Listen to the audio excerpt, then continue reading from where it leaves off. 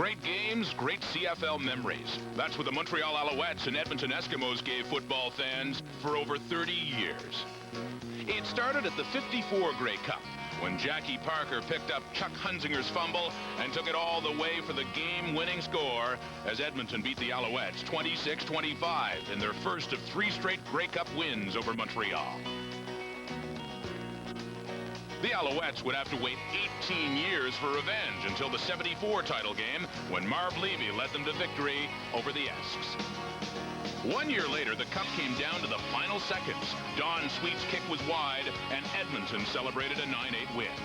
1979 saw the 5th Grey Cup meeting in 6 years between these two powers, with Edmonton winning the rubber match.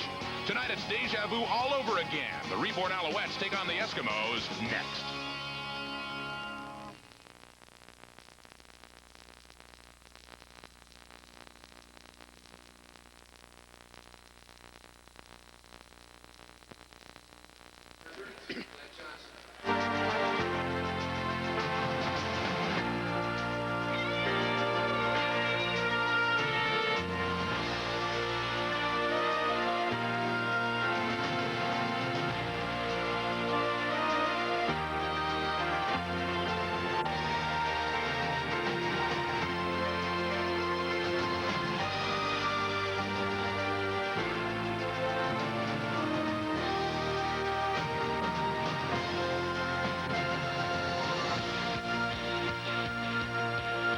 CFL Live on the air again from Edmonton. It's the Eskimos hosting the Montreal Alouettes.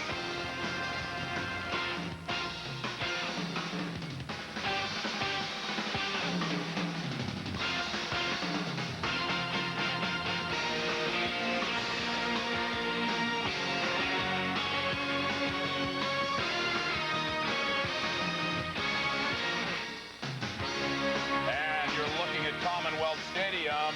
The Eskimos and Alouettes have played many games, historic games in bad weather. They'll have to do it again tonight.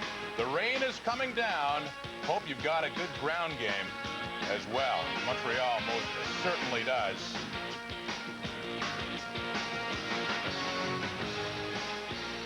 Welcome again to CFL Control. I'm Rod Smith, joined by Marty York and Les Brown, of course, and Glenn Suter with us as well here. Tracy Ham, one of the interesting injury stories of this game. We'll get to that in a moment. But first, Les, an interesting story injury-wise with Glenn Scrivener, out for a long time with Edmonton, and they've patched up the line there up front with a 20-year-old rookie. What kind of a factor is that going to be? It's going to be a major factor for this young kid, Mike Sellers. He's going up against a team that's averaging on the offensive line 300 pounds, and they do love to run the football. So it's going to, this young kid's going to have to grow up pretty quick tonight. Running game the key. Edmonton's always had a good running game, and they love to blast you over the years with a big back, Glenn. You certainly know about that. From Neil Lumsden to Blake Marshall and Michael Souls as well. And lo and behold, Edmonton's got a big back again. I get a headache just thinking about it. I mean, this is probably the biggest surprise, the best surprise for Ron Lancaster, the Edmonton Eskimos. Their new fullback comes over from the dispersal draft in San Antonio last year. Tony Burr, 6 foot, 235 pounds. The guy's a load, and look at the history of fullbacks in Edmonton. Blake Marshall, Michael Souls. I mean, Blake Marshall, one of my favorite memories was holding Blake Marshall to a 2-yard gain. Unfortunately, we were on the 1-yard line. And thus you wound up here. Absolutely. Marty, I just think of the history between these two teams. Of course, it's been 10 years since they've played, but the way these lineups look heading in, this could be another very close one. Interesting, Robert. Classic matchups in the past. I expect another one tonight. You know, the Eastern teams are supposed to be the strongest in the CFL this year, but Edmonton is awfully tough at home. Vegas is aware of that, and they've made the Eskimos 4-point favorites. I think they cover the spread here tonight. No way. What do you guys I don't know. Imagine that. Someone's disagreeing with Marty York. What kind of problem do we have here tonight? We'll wait and see. Well, we'll get the opinions now of the gentlemen who will bring it for us. Let's head to Commonwealth Stadium and join John Wells and Lee Pedersen.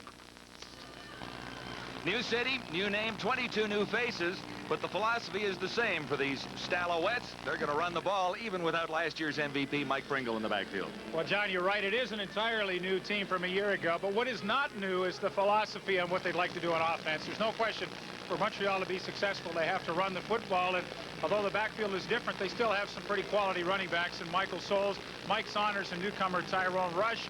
Last year, you see, they averaged about 153 yards a game on the ground, which was terrific. I don't suggest they're going to get to that average this year, but I think they're going to be able to run over 100 yards a game. And with that big offensive line, which is really the strength of their team, they have to be effective with that, or they're going to have trouble. And how about that name, Tyrone Rush?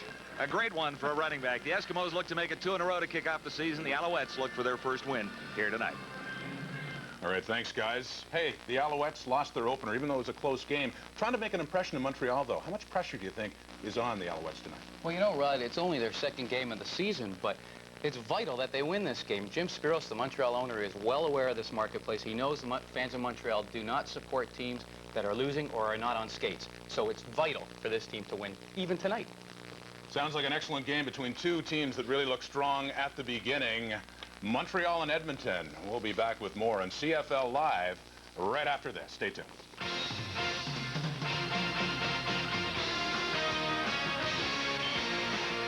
CFL Live on TSN.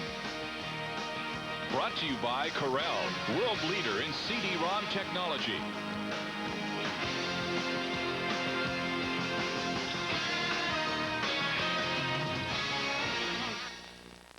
Let's head to rainy Commonwealth Stadium for the opening kickoff. Here's John and Lee.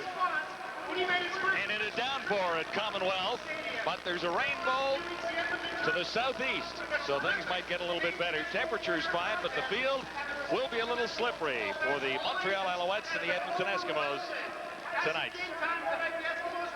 And there in the distance is the rainbow, so it's going to be a nice night after all, Lieber. You know, John, 15 minutes ago, the sun was out, there wasn't a cloud in the sky, and all of a sudden the heavy rains and some thunder and lightning came in, and my goodness, the things change in a hurry here. But hopefully this will pass through, and Ron Lancaster and the Eskimos and the Alouettes can get this one going. And on the far side, Bob Price, in his 6th year in the Canadian Football League, but his 1st year as a head coach in the CFL. He was with the Stallions in Baltimore as the defensive coordinator last year. Began his career in Ottawa, traveled to Saskatchewan, and ended up with Don Matthews in Baltimore for the past 2 seasons. Winning at Commonwealth is difficult for every team, but the Eskimos, the new Alouettes, will try their luck for the first time in 10 years tonight. And John, they have a real jinx going for them. And I heard this the other day, and I couldn't believe it. Jock Climie, who is starting at wide receiver for the Montreal Alouettes, he has spent time with Ottawa and Toronto and now Montreal. He has never been on a team that won a game outside the province of Ontario. So he's not exactly their good luck charm. Not a good omen when you look at this stadium here. Edmonton winners at BC Place last week, and the Alouettes lost a close one to the Argos on their home turf. This is Tyrone Rush, had a great week on returns last week and is off to a pretty good start for the Alouettes. Stopped by Darian Hagan. There's a flag down on the play. And it's kind of interesting to see who's going to start at quarterback for the Alouettes. Tracy Ham, who spent 6 seasons in Edmonton, loves to run and wanted to play here tonight. But the backup, Jimmy Kemp, who hit on 70% of his passes last week and almost won his first CFL game, will get the call because Ham has some backs. Holding, Montreal number 16, first down. The holding will take the Alouettes back deep in their own zone around the 35. Spencer McLennan was caught there. There are the numbers on Jimmy Kemp at quarterback last week. The Owls used 3 Canadian receivers, Jock Climie and Nigel Williams outside, Joey Yock at slot back, along with Chris Armstrong. A couple of Mikes in the backfield, Saunders and Souls, and the Owls' gigantic offensive line has one new face on it, Bruce Beaton at left guard. It is 1st and 10 Montreal. And Kemp looks to throw, he won't get it away. The Eskimos with 5 sacks last week get off to a great start. Alvin Hunter, number 46. He had a couple last week, and that's his 3rd on the season. 5 wins are going to receive an Alberta Brands 5. Now, you mentioned, John, 5 sacks a week ago, which leads the league after week 1, and already on play action. The Eskimos coming hard, and Jimmy Kemp just couldn't find anybody open downfield. Mal Hunter with his 3rd sack already, and his 2nd game comes up with the sack on the opening play. A loss of 10. This will be 2nd and 20 for the Alouettes back near the 30-yard line. More heat on Kemp. He gets it away. for Mike Saunders. And Saunders gets back to the original line of scrimmage. The Alouettes will kick in a hurry. And on the first series, the Edmonton Eskimo defense looked pretty solid there as they come up with the sack by Malvin Hunter. And then the good play on the screen to Mike Saunders. And Les Brown mentioned in the studio, Mike Sellers will start at defensive tackle. He's got his hands full. And the secondary welcomes back Glenn Rogers, who missed the opening game of the season with a hamstring injury. And the guy I always liked, Darian Hagan, at the other halfback spot. Terry Baker not deep. And this is Eddie Brown to return. There's nowhere to go. Surrounded quickly near the 30. Just as suddenly as the rain began, it is over at Commonwealth for the time being. Jason Bryant leading the Alouette tackler. Danny McManus makes his second start for the Eskimos. He was shaky in the first half of the season opener in BC, then racked up 21 points in the third quarter for a win in week 1. Eskimos very excited about the receiving corps. Darren Flutie joins speedsters Shalon Baker and Eddie Brown. Nick Mazzoli moves to an outside spot. Eric Blunt will follow the brilliant blocking of Tony Burse. The offensive line has 2 new faces. On the left side, import Thomas Ram and Canadian Ed Cusi. And Thomas Ram tips the scales at 346 pounds. The left tackle, number 55. Have a look at him tonight. He is a huge one. And came over from Birmingham. There he is. And, you know, they're expecting some pretty big things. This is a better offensive line now than it was a year ago. And Blunt gets the first carry. He's out to the 25-yard line, a gain of a couple of yards for Blunt. John, a couple of changes for the Montreal defense from week 1. Paul Randolph, who started at outside linebacker, moves into the middle, and Gary Rogers, a linebacker with the Rough Riders in Saskatchewan last year, is at the rush end. The defensive backfield remains the same as it was a week ago, with Herb Smith, the All-Canadian, on the corner. Shalon Baker to the near side. That means Nick Mazzoli is flanked to the far side of the field on 2nd and 6. McManus can't get it away. And he was hit in the throwing motion, so it's not a loose ball. It'll be a punting situation for the Eskimos in a hurry.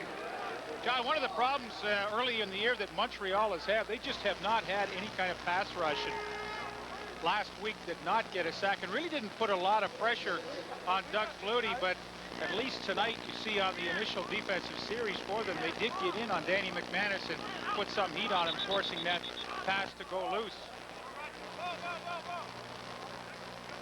Glenn Harper averaging 43 yards of punts, standing back at his 10-yard line.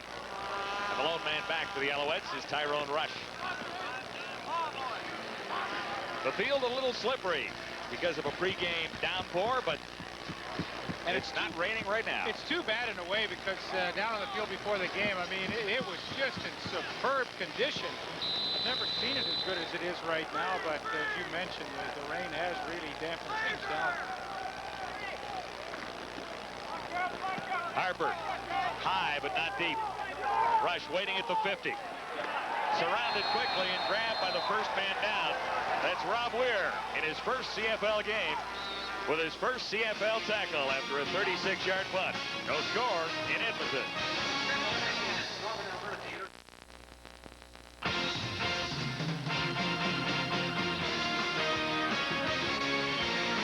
CFL Live on TSN. Brought to you in part by Diet Pepsi.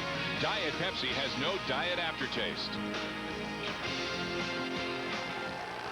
Back live just in time for a Montreal first down, and Kemp doesn't get a clean exchange from center Nick Subas. Likely a slippery ball. Flags are down. Likely a procedure call. What did Kemp show you last week, Lee? Well, John, I think he played called illegal procedure on Jimmy Kemp, but I think what he shows me is that number one, he loves play action. He probably likes to throw the football a little more than Tracy Ham does. I thought he performed quite well last week. A couple of touchdown passes to Joey Yock and Nigel Williams, but the difference with Kemp, he's more of an in-the-pocket type of quarterback.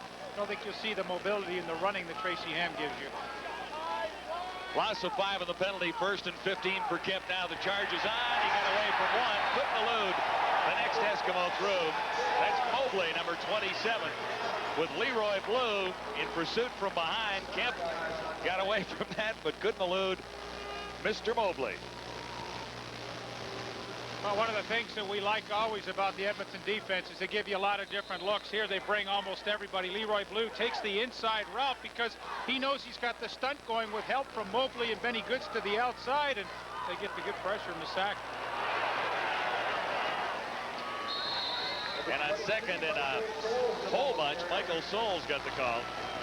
You know, John, already you see one of the real problems for Montreal. We've had 2 series now, and both times they've been in 2nd and 20 situations, and this is pretty tough for a team that really likes to run the football. And you know, if they continue to have these disasters on first downs, I mean, they just play right into the hands of the Edmonton Eskimo defense. A one-hopper for Baker on 3rd down.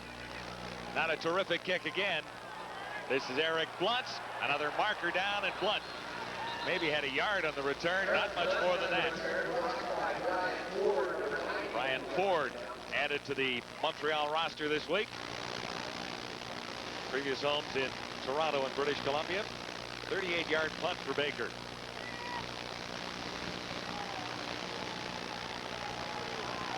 He was known as Eric Blount because that's how the name looks, but he announced late last year that he wanted to be called Blunt. So that's it. No yards. Montreal number 11. 15-yard penalty. Objectionable conduct. Edmonton number 24. First down. Couple of those penalties already. Lancaster not excited on the sidelines on the objectionable conduct called against Cavis Reed. And I don't blame him. I mean, those are silly penalties to say something and cost your team valuable yardage. You know, you deserve to get yelled at when you come off the field. Baker to the near side, Mazzoli far side of the field as McManus drops on 1st and 10. And he found Tony Burse, number 34. Free agents out of Sacramento joining the Eskimos this year. And they're really excited about this guy as a blocking back, too. Well, they really are. You know, Glenn Suter talked about him in a studio show that they've always liked to have a big fullback. Well, they've got that in Tony Burse with his size, but you know, he's a terrific receiver, and he averaged almost 5 yards a carry last year with San Antonio, so I mean, he gives you the whole package. Picked up 4 there. This is 2nd and 6 Eskimos. No score at Commonwealth. And almost picked up. Watson had an opportunity. The pass was intended for Eddie Brown. McManus has yet to throw an interception. Well, one of the things that Eddie Brown doesn't do as well as he should is he rounds off those outs sometimes, and there you see for Kenny Watson, he was just hanging on that, reading the situation, 2nd and 6, and you know, if you're going to round off those out patterns, you make it a lot easier for the defensive backs, and Kenny Watson had a great shot to pick that out. Eddie Brown's a speedster. He's a game breaker, but sometimes he gets a little lazy. Harper's first punt. About 36. This may be a little longer and taken by Rush, but there's no chance for a return. He's stopped in his tracks at the 40-yard line by Jen Roberts. No one has scored at Commonwealth in Edmonton. We're early in the opening quarter. The definition of a mother, your mom. The definition of one tough mother, every CFL player. When it comes to football, there's only one way to play it. The right way. Our way. Radically Canadian. The Canadian Football League. It's our game. It's longer, wider, faster, and more exciting. Every game is an event, a party. Canadian football has been a tradition for over 105 years, and it's still kicking. The CFL.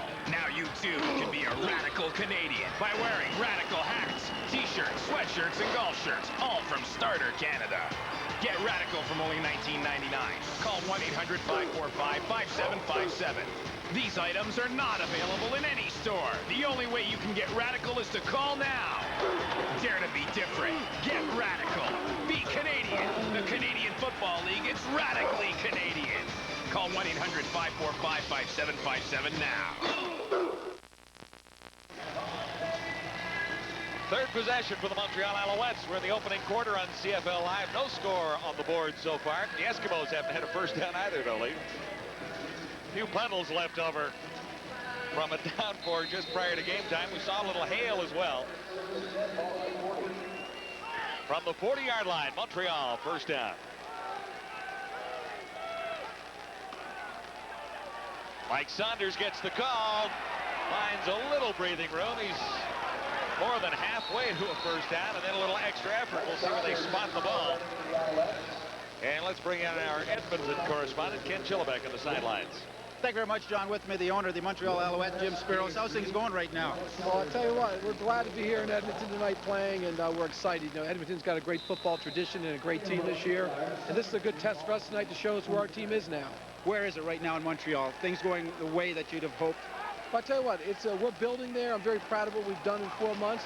I think we've got a great football team, and I think we got a lot to look forward to in Montreal this year. Well, you got something to look forward to next week, a rematch, Calgary Stampeders. Talk about that match. That's going to be a big one. Well, we have the Stampede coming to town, so this will be another great test, a rematch of last year's Grey Cup. I know our players will be looking forward to it. We got Edmonton tonight, but Wednesday night, the Big O, we'll be ready for Calgary. That'll be a big crowd, hopefully. There sure will be, and we'll be doing some great things for our fans. So I'll tell the fans of Montreal, be there July 10th, 7:30. That's what we want to hear. Guys, back to you. On third down, it's Baker again. And no chance for a return for Eddie Brown as the ball goes out at the 26-yard line. We saw Mike Saunders slip on the turf, and that was a 2nd and 2 situation after he'd picked up 8 yards. So there was an opportunity for the Owls to come up with that first down. But John, I think you're seeing the effects of the field right now. The offensive line and the running backs just can't get off the football, and not only can they not get off the football, the backs are having all kinds of difficulty cutting. So, you know, maybe at some point they're going to have to change to the longer cleat. Most of the guys right now, they don't like wearing those long cleats. You know, we used to wear those 1-inch ones. The longest one I saw in the warm-up tonight was the 3/4 inch that Darren Flutie put on. Eskimos are 1st and 10. Edmonton 26. McManus is back. Pressure, gets it away. No one. And you know who made the great catch?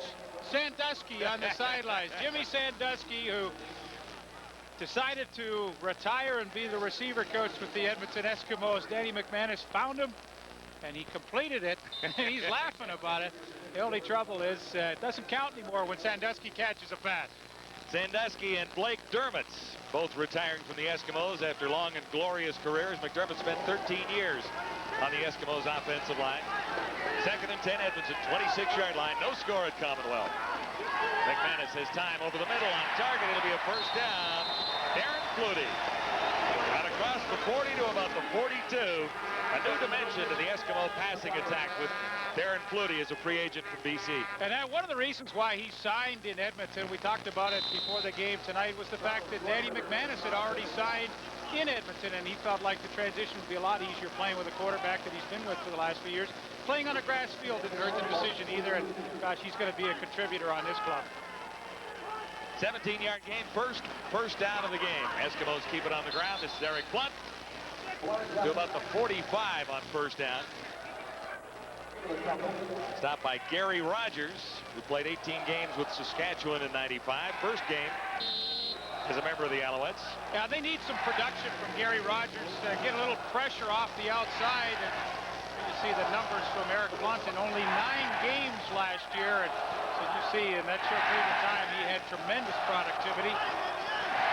Only 2 yards in the previous carry, however. This is 2nd and 8. And there's Eddie Brown.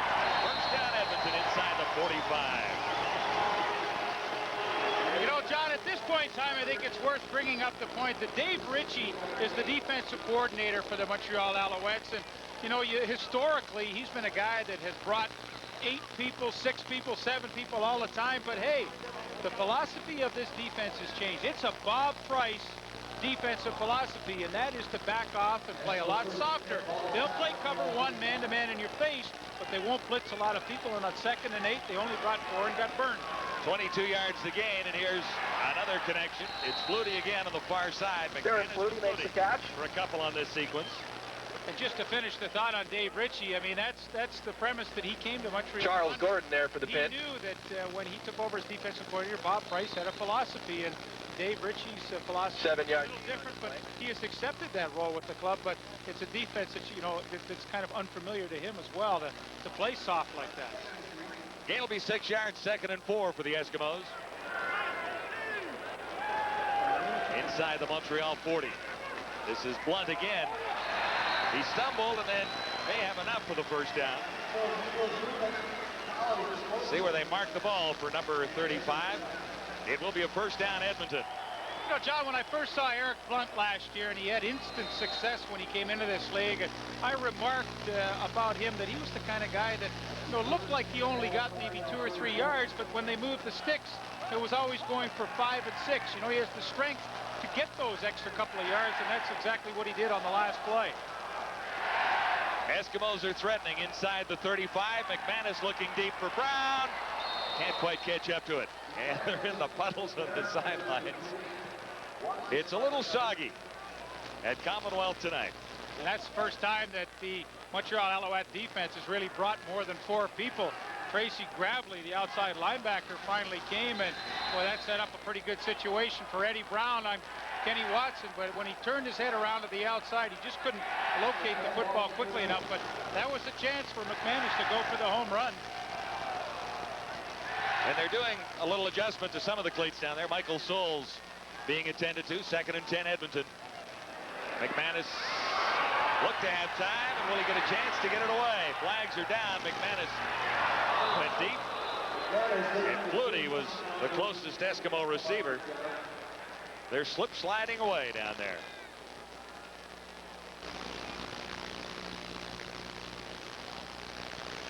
Holding the indication against the Eskimos, and that would figure in that area, and a rough play call indicated against Montreal. Well, you look at where the ball is at the 34-yard line, and I'm sure that Montreal will probably take this penalty and put them out of field goal range. Edmonton number 34. Major foul, unnecessary roughness, Montreal 54. First down. Well, Edmonton picks up 5 yards. Second one is against Grant Carter of the Alouettes, and we'll take a look. Well, here you see at the end, 54 is bearing down on McManus, and oh, man, you betcha. That's silly. Eskimos get a first down. At the 29-yard line, this has been a very solid drive engineered by McManus. In trouble now, eluded the first. And he has Eddie Brown inside the 10. Brown lost the ball going down. And let's see who picked it up. The Alouettes are claiming they have it. Brown had a chance to get back and get it, and it's going as a turnover against the Eskimos. Tracy Gravely, number 7, coming up with the ball. Danny McManus did a terrific job to get away from Grant Carter. You'll see Carter coming from the left of your screen, and McManus freezes him right there and then throws a nice strike to Eddie Brown, but the hit just knocks the ball loose. There you see Kenny Watson ripped it loose away, and Tracy Gravely, number 7, gets it. So the turnover early for the Alouettes. This is a great move by McManus. Who said he can't move around? You know why he can do that now? He lost 20 pounds in the offseason. I've never seen him look in better shape. He is in great shape, according to Lancaster. On the turnover, the Alouettes begin near the 20-yard line. Mike Saunders looks for room outside, and there's nothing there. Willie Pless off to an outstanding start one more time. 3 times the Chrysler defensive MVP in Canadian football. Wow, this is a tough defense to run against at the best of times, and I think now with the footing as bad as it is, it's making it even more difficult. And what Edmonton's doing is they're just shooting the gaps and trying to confuse the big blocking systems of Montreal. And once again, they're in an awful 2nd and long situation. Loss of 1, 2nd and 11. The Alouettes at the 21. Shotgun for Jimmy Kemp this time. Bought a little time to throw. Has a man open. That's Michael Souls. And Souls has Watts for the first down against his old Eskimo team. Michael Souls didn't figure in the offensive scheme very much last week against the Argonauts, but they wanted to get him back into it. He's carried once and has a big 35-yard reception here, Lee. And here's Michael Souls right here. He's going to end up just doing the out and up the field, and finally works himself open. Give the offensive line credit. Finally, Kemp had some time to pick out a receiver, and Mike Souls just snuck in behind the defense, and that's a huge first down. Right out at midfield. First down, Montreal. And that's Mike Saunders again, number 32, wrapped up by Leroy Blue. 13 yards for Saunders as the Owls are finally on the move offensively. And that's a formation that Montreal loves to use, where they'll put Mike Saunders out as a wide receiver, and it accomplishes a lot of things. Number 1, you can run a quick screen to a guy that's used to running with the football, and if they want to leave a corner on Saunders, that gives them a good matchup inside with a wide receiver against an inside halfback. So that formation gives Montreal a lot of weapons. First down, Alouettes. This is Michael Souls. Gives Souls 3. Still no score at Commonwealth in Edmonton. 1:53 to go in the opening quarter. Eskimos march down inside the 20-yard line and then fumble it away after picking up a big first down. And the Alouettes march, you're watching right now, is what's happened since the turnover. Boy, you look at Leroy Blue here. Watch how he just slashes down on that last play. Like, I mean, it doesn't look like much, but all of a sudden, boom, he's right in the hole there to help Seymour Mobley. And boy, Leroy Blue's having a pretty active first quarter. 2nd and 7, Jimmy Kemp. Over the middle and on target, he has Joey Yock, who had a pretty good game last week with 3 receptions for 34 yards and a touchdown. He's been a bit of a surprise in the Alouettes lineup. Well, he has. He had a great touchdown catch a week ago, and there read the zone perfectly, sat down in the hole. And give Jimmy Kemp some credit. He stood in with Benny Goods breathing right in his face, took the hit, and still delivered the strike to keep this drive going. Nice pattern for Yock, a perfect little 10-yard gain. And another first down as the Alouette drive continues. Play action, and Kemp won't get away. That's Glenn Rogers on the halfback blitz coming around. Rogers missed last week. That's the 3rd sack of the ball game for the Eskimo defense. What happens in the formation caused that blitz with 3 receivers to the wide side of the field. There was nobody backside really for Glenn Rogers to cover, so he just decided to come on his own, and there's nobody to account for him, and that's a pretty heads-up play. And you know, when there's nobody on your side of the field, you might as well blitz and make yourself useful. And well, that's what they did after week 1. Add about 3 more tonight. These guys are up to 8 already. This is 2nd and 18. Kemp stands in and delivers. Chris Armstrong tries to dive across the 30-yard line. He's well short of the first down.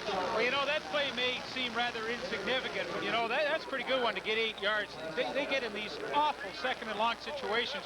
Very few times you're going to convert that, but at least what they did was get 8 valuable yards back, and now Terry Baker's got a good shot at the field goal. Again, pretty good protection by that big offensive line, and the catch by Chris Armstrong. But, you know, you give Jimmy Kemp time to throw, he's going to complete his share of passes.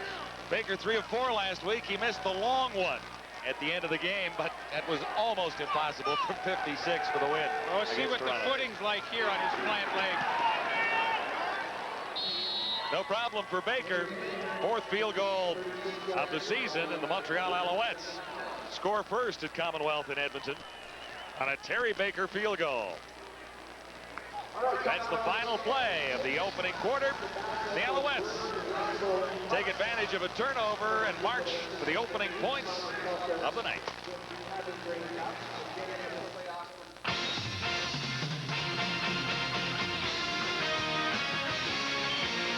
CFL Live at the quarter. Brought to you by Subway, the place where fresh is the taste.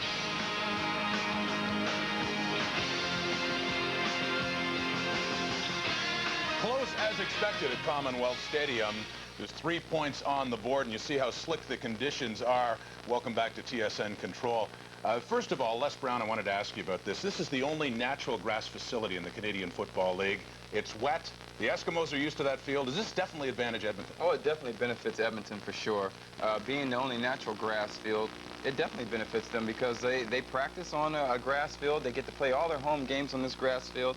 And plus, they know exactly, just like Saskatchewan, they used to have that slick turf, you know, they know exactly which way it's going to fall. You know, I tell you something about that turf. The equipment staff in Edmonton, what they do there is they cut the grass, depending on the team they're playing, they cut it at different lengths. So if it's a quick team, they leave the grass long coming in. If it's a slower team, they cut it shorter so their team is quicker. So they have all kinds of control over that field. Right. Well, anyway, this is not kissy-face television, so let's tell it like it is. That first quarter was pretty bad. Let's be honest. But anyway, I think Kemp was struggling out there, Rod, and part of the reason was that, you know, he's used to coming off the bench. And Danny McManus made a living off of coming off the bench.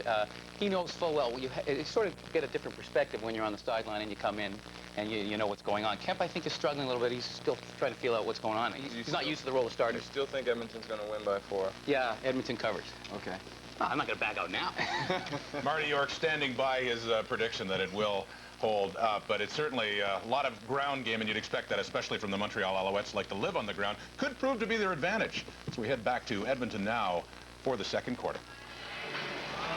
And just the stats from the opening quarter. 3 first downs each. Net yards fairly even too. 1 turnover against the Eskimos, and that led to the only scoring 51-yard drive for a Terry Baker field goal to make it 3-0 Montreal as we begin the second quarter at Commonwealth in Edmonton. Baker's kickoff.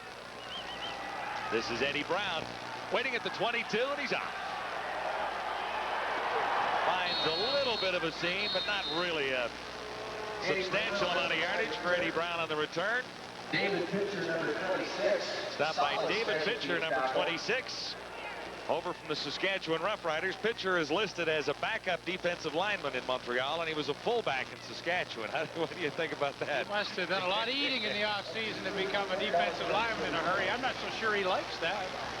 You see the numbers for Danny McManus. I think this is a good offense for him to be the quarterback again. Obviously, they're going to have a good running game this year. He's not going to have to throw 40, 50 balls a game to win. I think it's a perfect offense for his skills. He will throw on first down here, looking for Flutie, almost intercepted. Aaron Flutie, the intended receiver. McManus got away with another one a little bit earlier that Watson might have had.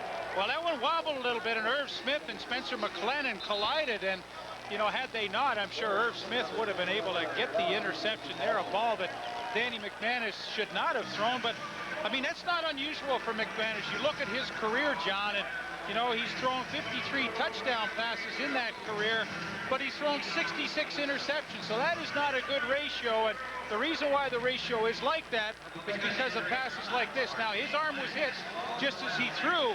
But there again, that's throwing in a real tight double coverage. Really no way it could have been completed and should have, in fact, been picked off. You see, if you're going to hit that seam in the zone, it's a good pass to throw, but you got to throw it about a second earlier than he let it go. You saw there how the injury occurred to Irvin Smith in collision with the safety, Spencer McLennan. And Smith is still being attended to down at midfield by the Alouette staff. And this is a team that's not blessed with a lot of depth in their defensive secondary, and Irv Smith is an all-Canadian cornerback, probably the best cover guy that they have, and for Dave Ritchie and his defense, they can ill afford to lose him. John Kalin will come in for the Alouettes, and that'll move Spencer McLennan over to a halfback spot with Watson shifting out to the corner until Smith gets back. Irvin Smith on the sidelines with a suspected shoulder injury from what it looks like up here, and the Alouettes will have to rejuggle that secondary completely. It looks like Charles Gordon will move from right half to the left corner. McLennan over to a halfback spot and bringing John Kalin in, who played with the Eskimos in '95. Now, I like Spencer McLennan a lot. He's a great guy, and he's a pretty good middle safety. But he is not a halfback. And John Kalin has had very little experience in the middle. So do you think Danny's licking his chops a little bit down there in the Eskimo huddle? You know, you couple that with, we had just a commercial break there. Don't think Danny McManus wasn't looking out of the huddle to see what kind of changes they made, and we'll see if, in fact, they go to that area. Eskimos looking at 2nd and 10. The ball spotted at the 34-yard line. McManus shotgun, time to throw. He's got Eddie Brown. He's got a first down. Brown has been the busiest Eskimo receiver. McManus is going to have to try and figure a way to keep all of these top receivers happy. Well, here you see the difference in philosophy of a Dave Ritchie defense. I mean, you know, they run a zone. Here you see go out there. He's got the deep. Here's the hole right here. And you watch Eddie Brown, how he finds it. But you see, this is the difference in the philosophies. Now, he comes right back into the middle. We don't see it. But man, oh man, a Dave Ritchie defense in 2nd and 10 with nobody coming. Ooh. 1st and 10, Edmonton at the 47, and maybe a yard for Eric Blunt, who averaged 4.5 yards a carry last year. Grant Carter, number 54. In on the tackle. Carter penalized a little earlier in the game. Here you get a look at him. A good shot from ground level and closing down on the play. But here we set up that situation again. 2nd and 9, and you know, last time Montreal laid off and got burned by Eddie Brown in the hook. Let's see what they do here. It's 2nd and 9. Opportunity for the Alouettes defense to get it back. Here's McManus as Brown again. Markers are down far side. Covering on Brown, number 33, Ken Watson. Member of the Stampeder Grey Cup team in 1992.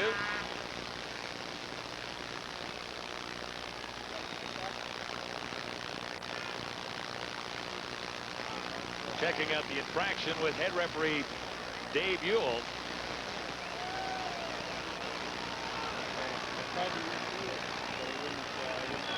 See the ball spotted on the far side of the field.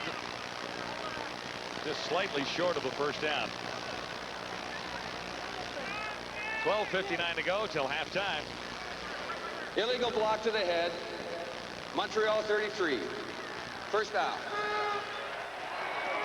That's Watson on the tackle on Brown.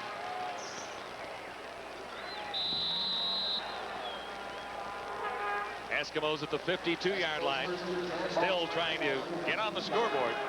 Well, let's have a look at it. Must have been the hook as he went down. Well, I still have yet to see that penalty. I didn't see the penalty there. I don't know. Eskimos get a first down out of it. McManus with the shotgun. Under the coverage, and Blunt was the intended receiver. Tracy Gravely had a chance at an interception from McManus.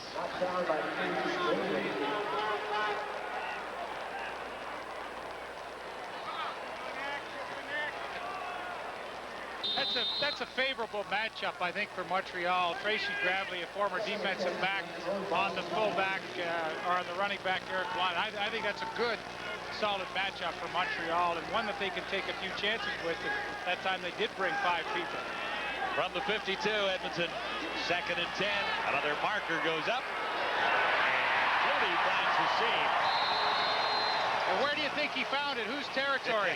Well, he might have been working in Spencer's area down there. Yeah, that's not to knock Spencer, but I mean, don't think Danny McManus, they haven't talked about this in the huddle already.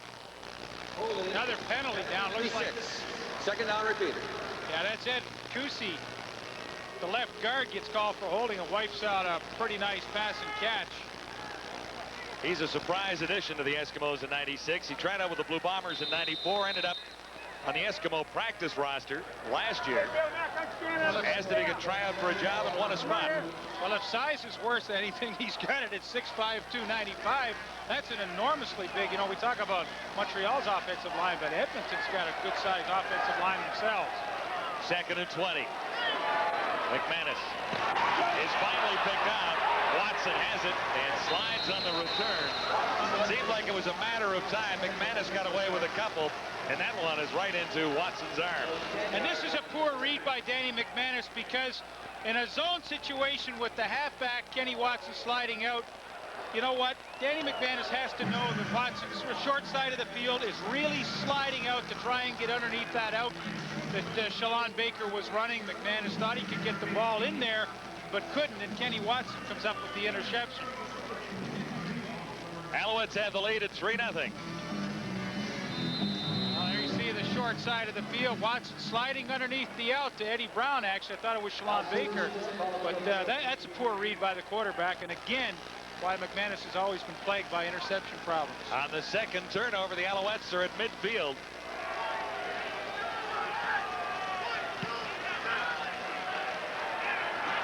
Jimmy Kemp has time. His receiver slips down near the 31. He was looking for Jock Climby, I think.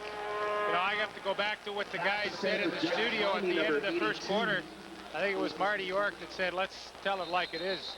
This game's a stinker. I kind of agree with him right now. 3-0, and both offenses really are doing very little right now. I don't even think the defenses are playing that great. I think it's that the offenses are that poor. I think, in fairness, the field might be a bit of a factor as to what's happened out here. You're always the nice guy. They're not playing well. I wouldn't say it's been a crisp football evening, but no. You could see the receiver go down on that play, and that was the first incompletion by Jimmy Kemp. Play action.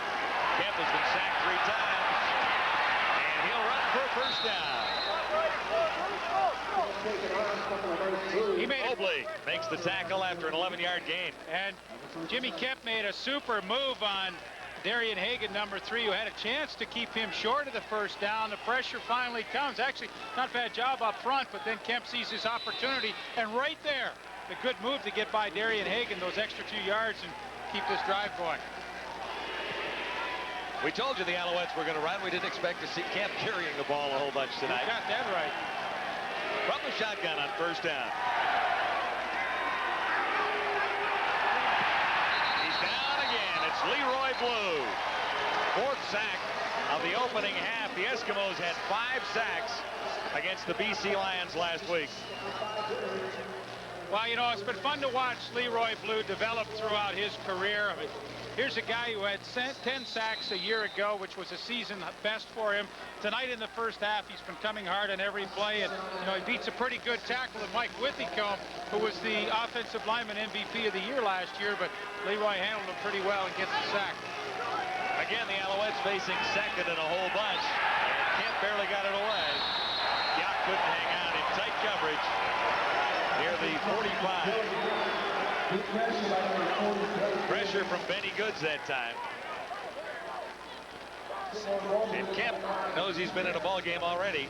Well, I mean, John, it's the same old story. First down production for both teams has been so horrid here in the first half that the offenses have had little or no chance to function at all. And, you know, unless they start getting better yardage on first down, it's going to be a long night for both offenses. Baker gets a good one away. Eddie Brown at the 6. Michael Soles made the tackle on Brown out at the 21. Alouettes hang on to a narrow 3-point lead on a wet night at Commonwealth.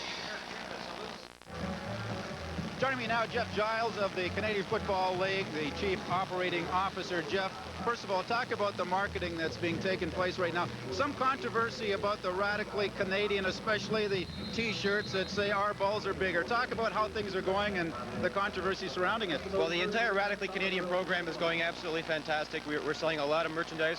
We're getting a lot of coverage for the league, and it's going very well. Okay, a big game last night, Toronto-Hamilton.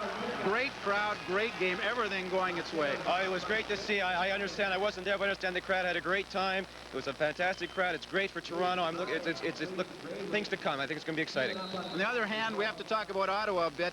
Kind of a sour note yesterday in that franchise. Yeah, Wednesday night was a tough night, but I think there's been a few changes made in the last 24 hours, 48 hours that will really significantly strengthen that team, and we're looking forward to some great things there. Jeff, good luck and enjoy the game. Guys, back to you. Thank you. Eddie Brown picked up 12 yards. This is a new formation now. 4 Edmonton receivers to the left side of the field. And they hand off to Burst straight ahead. That's an interest. I've never seen them come out with that. They had Eddie Brown and Shalon Baker, Darren Flutie, and Nick Mazzoli all to the same side of the field and then run back to the weak side. Almost an arrow formation over there, the way they were lined up. BC Lions will be at Winnipeg Stadium tomorrow night for a date with the Winnipeg Blue Bombers. Final game of week 2 in the Canadian Football League. McManus on second down, and he'll have enough for the first down. Mazzoli's first catch away from the first wave, still on his feet, looking for one more block. This is a great run by Mazzoli, who tired himself out. Douglas Kraft made the stop after 26. And this has been a tough transition for Nick Mazzoli, although he's handled it quite well to move from slot back out to wide receiver. And, you know, he could have taken the easy way out and gone out of bounds there, but that's a terrific move to come back in where all the tall trees are, and he does it with a lot of courage and ends up with 26 yards for his effort. Mazzoli back into the forest for a big Eskimo first down inside the 50. This is Eric Blunt. He tears up a little turf, approaching the 35-yard line of the Alouettes.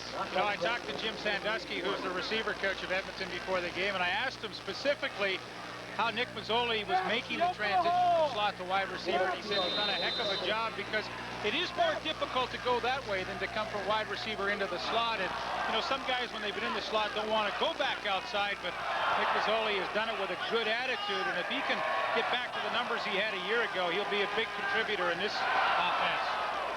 2nd and 8. And that'll be a first down for Darren Flutie.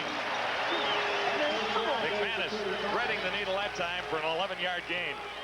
And that's one of the reasons why they wanted to sign a guy like Darren Flutie, a real good possession-type receiver. That's not to say he can't go deep. Yes, he can.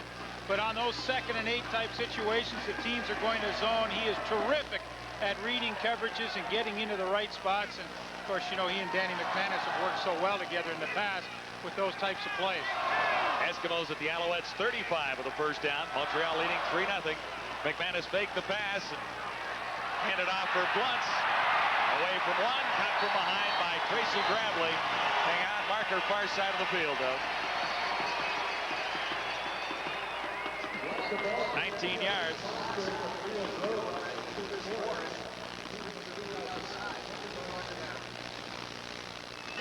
Offside. Montreal number 90. Penalties decline. First down. 19-yard gain will stand for Eric Blunt.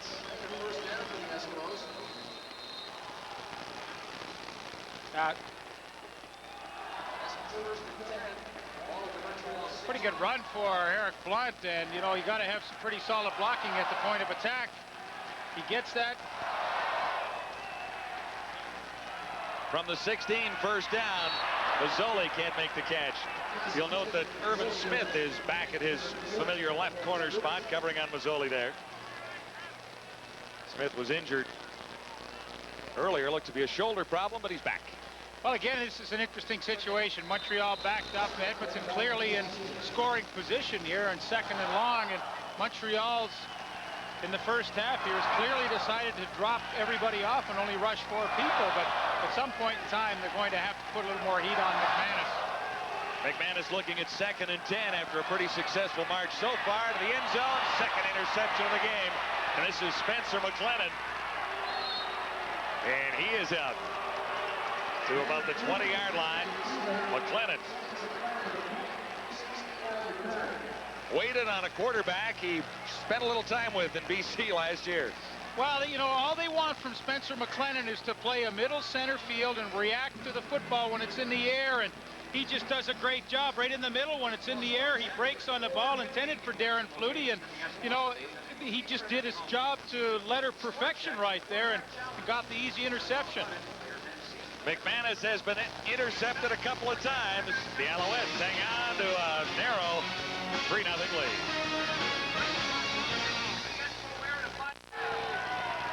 Montreal on top 3-0. After the second interception, the Owls begin at the 21-yard line. Jim Kemp for Mike Saunders. Tough to run against the Eskimos. 36, Bruce Dixon playing a little bit more for the Eskimos in 96. Ron Lancaster wants to work him into the rotation a little more. Yeah, and he did a good job on that play. John steps right up into the hole and stuffs it. Here he is. Watch Bruce Dixon. Watch him come up and take on the big guys and make the play. Holds it to a gain of 2. This is 2nd and 8, Montreal. Kemp will feel a little heat. Got it away. This is Michael Soles. And he ran into Willie Pless, an old teammate.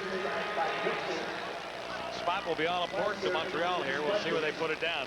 And again, Bruce Dixon in there to help him, but it's Willie Pless who makes the initial contact, and you know, he makes a good solid tackle, and Saunders does not pick up a couple extra yards and carry Pless with him, and Pless able to hold him short of the first down. He's only done that a few times in his career, over 800 times, made tackles like that. Alouettes come up a yard shy. Eddie Brown on the dead run draws a penalty marker and gives the Eskimos excellent field position inside the 50. 26-yard punts. Join us tomorrow night for the Lions and the Blue Bombers. Kick it off at 8:30 Eastern, 5:30 Pacific time. Gord Miller and Glenn Suter will be at Winnipeg Stadium for that game. Both teams looking for their first win of 96.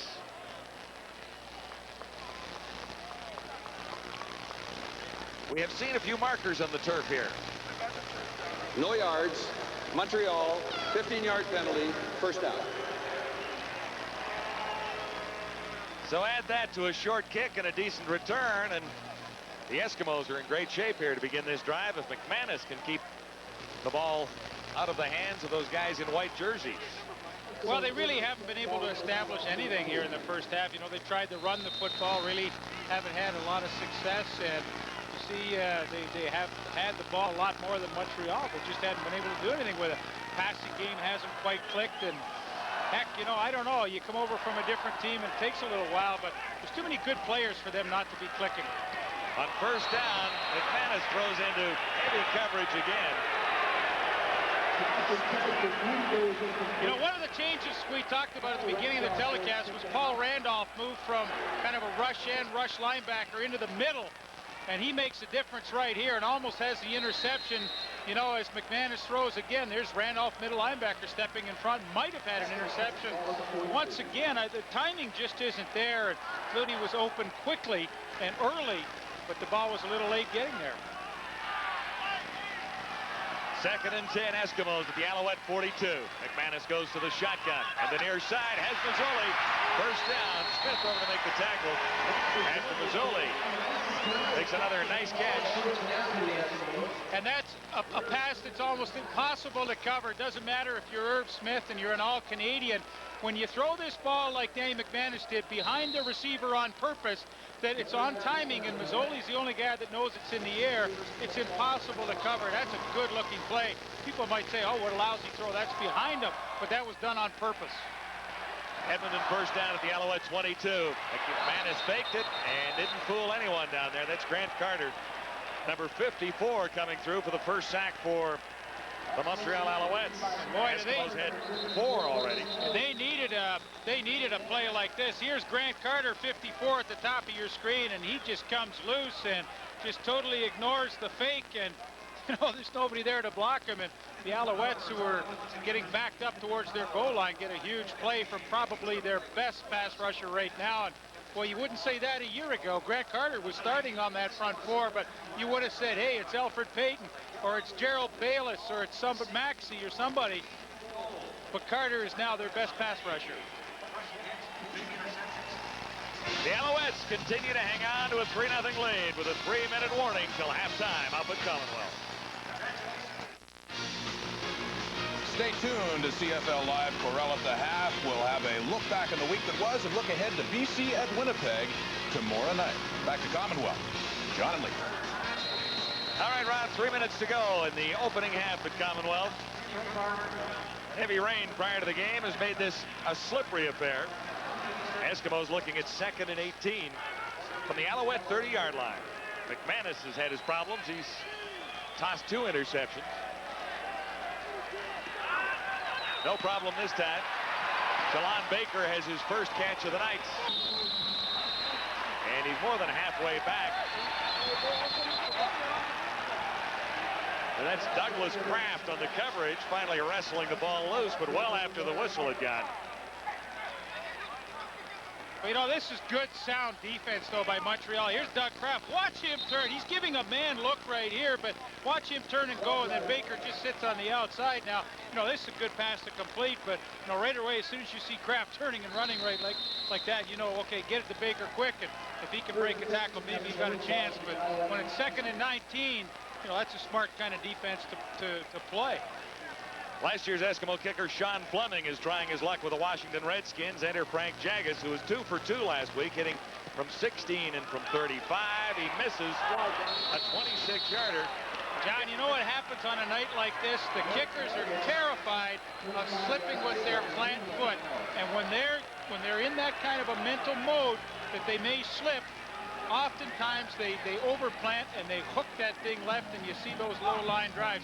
Even the field goal that Terry Baker made didn't have the normal trajectory, although it went through the middle. But you know, the kickers get paranoid on nights like this, and you see Frank Jaggis, the youngster. Well, I remember the kick he made for Western against University of Saskatchewan, about 48 yards in the last play of regulation time to put that Vanier Cup into overtime. And then, of course, his Mustangs went on to win, but that was some kick in his university career. And he's going to be a good one. It's just going to take time. Every kicker needs a couple of years of seasoning, and then they usually, if they're going to round out in form, as I think he will, he'll be a good one. This is Jimmy Kemp on first down, and can't connect on a screen pass to Michael Saunders. You know, and as an offensive line on the screen, you know, you want to engage your man and then let them slip through and think they're going to get the sack, but they just turned Derek McCready loose a little bit too early, and Kemp really had a difficult time trying to get it to Saunders. Yeah, Derek McCready, he is now playing for the Edmonton Eskimos, number 79 in there. He'll be right on the nose. He was a free agent, and with the season-ending injury of Glenn Scribner, they were happy to get him. He's only been in town for a couple of days and gets to start this one tonight. Kemp a slight delay on the fake, looking to the far side. He's almost intercepted. Or is it? It is picked off by Camus Reed. Bounced high in the air, and Reed waited for it. First turnover given up by Montreal. And it's a little different here. Well, both quarterbacks are having an awful time reading coverages tonight. And, you know, that's a ball that Jimmy Kemp threw that really had no chance to be completed. The only one that had a shot at it was Kavis Reed. And you see Jock Climbing knock it up in the air with his left hand, and Reed still was able to locate it and make the interception.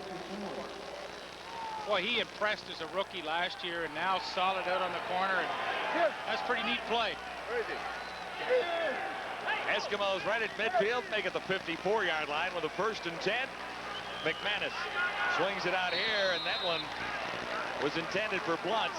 I think Grant Carter got a hand on it. I think it was Grant Carter, 54, who on the last series had a big sack to, you know, stop the field goal. And now Grant Carter again, I think, comes from the outside. I believe this is Grant Carter out here, and watch him and see if he gets that right hand up. Boom. Hey, he almost had an interception there.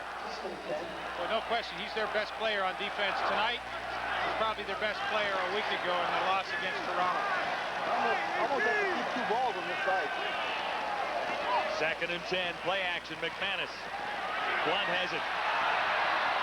Can't get the block he needed, and he's out near the 50-yard line, but well short of a 1st down on 2nd and 10. So the Eskimo offense, which sputtered last week against the BC Lions for 3 quarters, is doing the same thing here tonight, trailing 3-1. Well, again, you know, Grant Carter, you know, what you want to do to the outside guy on the screen is cut him down.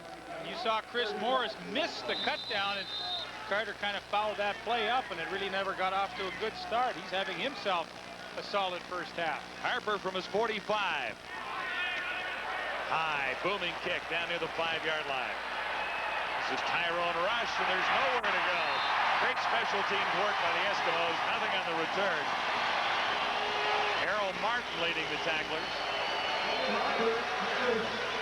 Well, as close as this game has been in the 1st half, it, you know, really been a game of field position. All of a sudden here late in the 2nd quarter, you know, Edmonton got the penalty on the no yards and a punt, and they were in good scoring position right off the bat. Now, again, they've got Jimmy Kemp and his offense pinned deep, you know, with 1:31 to go. I'll guarantee you the defense is saying right now in that huddle, hey, guys, a quick 2 and out. And our get some points before this is over. Our offense has a chance to put us in the lead at halftime. Not many options at the 5-yard line with 1:31 to go. Well, here's where you want that big, solid running game. But, you know, if you're Jimmy Kemp, you might throw a little play action in here right now, which wouldn't be a bad call either.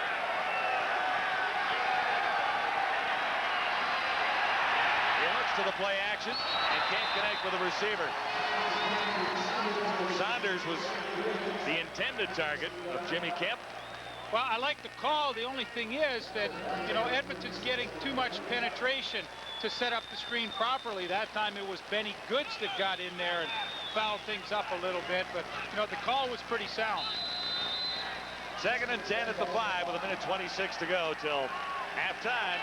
Looks like the Canadians are playing the Oilers on the scoreboard. It's 3-1 Montreal.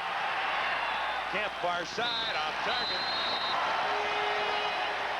Williams was the intended receiver, the speedster, number 88. That's pretty frustrating for Bob Price. I mean, he knows his team is struggling, and, you know, he's lost sizable field position on this last possession, and his team is in trouble as we're closing out this 2nd quarter. You know, Kemp, you know, pretty good call, though. He knows the pressure's been coming, so go to the rollout, get away from it. That was good. He just couldn't complete it. Boy, if I'm Edmonton, I'd come after this one. Not a real big charge on Baker. This is Brown at the 50. Eddie Brown's had a good night. This is a nice little return. Forced out near the 35, 16 yards after a 45-yard kick. You know what Ron Lancaster said to me tonight that he really liked about Danny McManus that he hasn't had in a quarterback in the last few years is a quarterback that works the clock really well. And Danny McManus has a perfect opportunity to show us that now with 1:10 to go. Ideally, what you'd like to do is to drive it down, take all the time off the clock, and end up with some points. But Ronnie said, you know, that's the thing I really like about Danny. He's really smart out there. Let's see if he can do it. Eskimos looking at 1:10 on the clock and a 1st down at the 35. McManus keeps it on the ground for Eric Blunt, and Blunt breaks through. a great run by Eric Blunt. He's down to the 10. Finally hauled down by Charles Gordon. This is as nice a run as you'll see for 24 yards. Well, again, it's that kind of run. Here's Blount back here just coming over the right side. It's that kind of run where you say, you know, he's only going to get about 3 or 4 or 5 yards. But there, you know, like that's 3 tackles. Now, that's 3. And he breaks tackles, and he ends up motoring for a pile of yardage. 1st and 10 at the Alouettes 10. Mazzoli down to the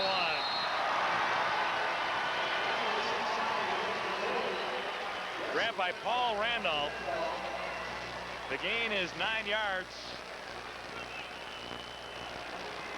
Mazzoli has been a factor after not catching anything in the first quarter. I've been impressed with his play, and you know every team has this down on the goal line where they'll run a little pick with their slot back and wide receiver. Darren Flutie screened off Herb Smith, and Mazzoli came inside, and you know he sets them up at the 1-yard line. 2nd and goal to go, about the 1.5, and there's the touchdown. Tony Burrs. He had a couple last week. 3rd of the season for Tony Burrs from 2 yards away. This guy is one tough running back. Illegal substitution. Montreal 17. Penalties decline. Touchdown. So the penalty won't be a factor. Well, listen, this isn't a knock on Spencer McClellan, but, you know, watch him try and fill the hole.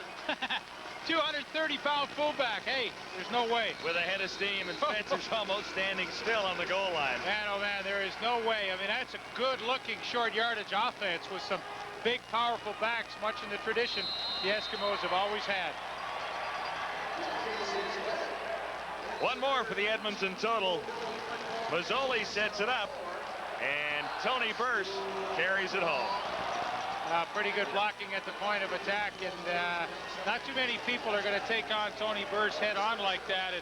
And let's go back. You know, here's old Spencer right here. You know, you get the good gap coming, and he knows he's got to get his head right in there, but you know, you're just asking too much of a guy that's probably only about 170 pounds, and here comes old Tony Burrs at around 230, 235. That you know, Spencer's not going to win that battle, and he's not expected to. They've got Spencer listed at 196, but he's not 196. I think that's the length of his skis. Release, right? That's the length of his skis. That's not his way. He's a heck of an extreme skier. He's up there at Whistler jumping off cornices and doing all kinds of crazy things. He has a lot of fun, that old Spencer. I'll tell you what's not fun, though, is when you have to meet Tony Burrs in the hole and you're the last line of defense. Eskimos have the lead for the first time. It's 8-3 at Commonwealth. And this is Tyrone Rush ready to return for the Alouettes.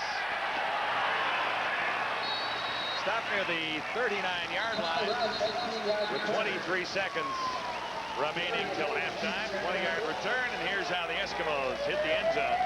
3 plays to cover 34 yards, and Burrs finished it off with his 3rd touchdown of the season. Eric Blunt had the big run to kind of set that up. And, you know, Tony Burrs gets to score the touchdown, and then he gets to cover kicks as well. And watch it, you're going to see at the end there, he's going to get into it with 26, David Pitcher. And Pitcher takes a pretty good shot. You know, you don't see it, but they had a couple of words after that. That's a nice running back tandem, Eric Blunt and Tony Burrs. Double B's out of the Eskimo offensive backfield. Here's Montreal on 1st down, and Kemp is on target for Joey Yock. Had a touchdown last week against the Argos. You know, we talked about Danny McManus and how he works the clock so well. He didn't work it that well. He left Montreal with 29 seconds when they scored a touchdown. And scored too early. Yeah. He wasn't counting on that big, you know, Eric Blunt breaking 3 tackles and that kind of stuff. 2nd and 1 from the 48. No one home. You know, it makes me really think, John, the way Montreal has struggled on offense tonight, that Tracy Ham probably is not available unless they're just going to say, look, if we can get into halftime, we're only down by 5 points, and there's Tracy on the sideline. He had the back spasms last week, and he's really not 100%, but you know, the fact that he hasn't even warmed up tells me that he maybe won't come in tonight. Marker's down on a 3rd and 1 gamble, which really isn't much of one with 7 seconds on the clock in that area of the field. We'll check out the infraction, and it's against the Eskimos. The indication from referee Dave Ewell. Eskimos Week 1 winners, 28-14 over BC. Offside. Edmonton 46. First down. That's Malvin Hunter. Couple of sacks last week and one tonight. You know, Tracy Ham's the kind of quarterback that could really change the flow of this game around in a hurry. You know, you can just picture him coming in and going to the rollout, taking off with it and running. And, you know, I don't know. We'll see if he's healthy enough to come into this game. Kemp is going to run out of time and run out of sideline. Couldn't find anyone open, and it likely wasted enough time that he wasn't going to get an opportunity at a last play field goal to end the opening half. It was a slow start for the Eskimos, but they rallied for a late touchdown to take the lead at halftime, 8-3 over Montreal.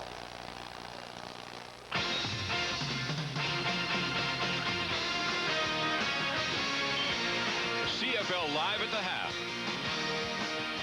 Brought to you by Corel, world leader in CD-ROM technology.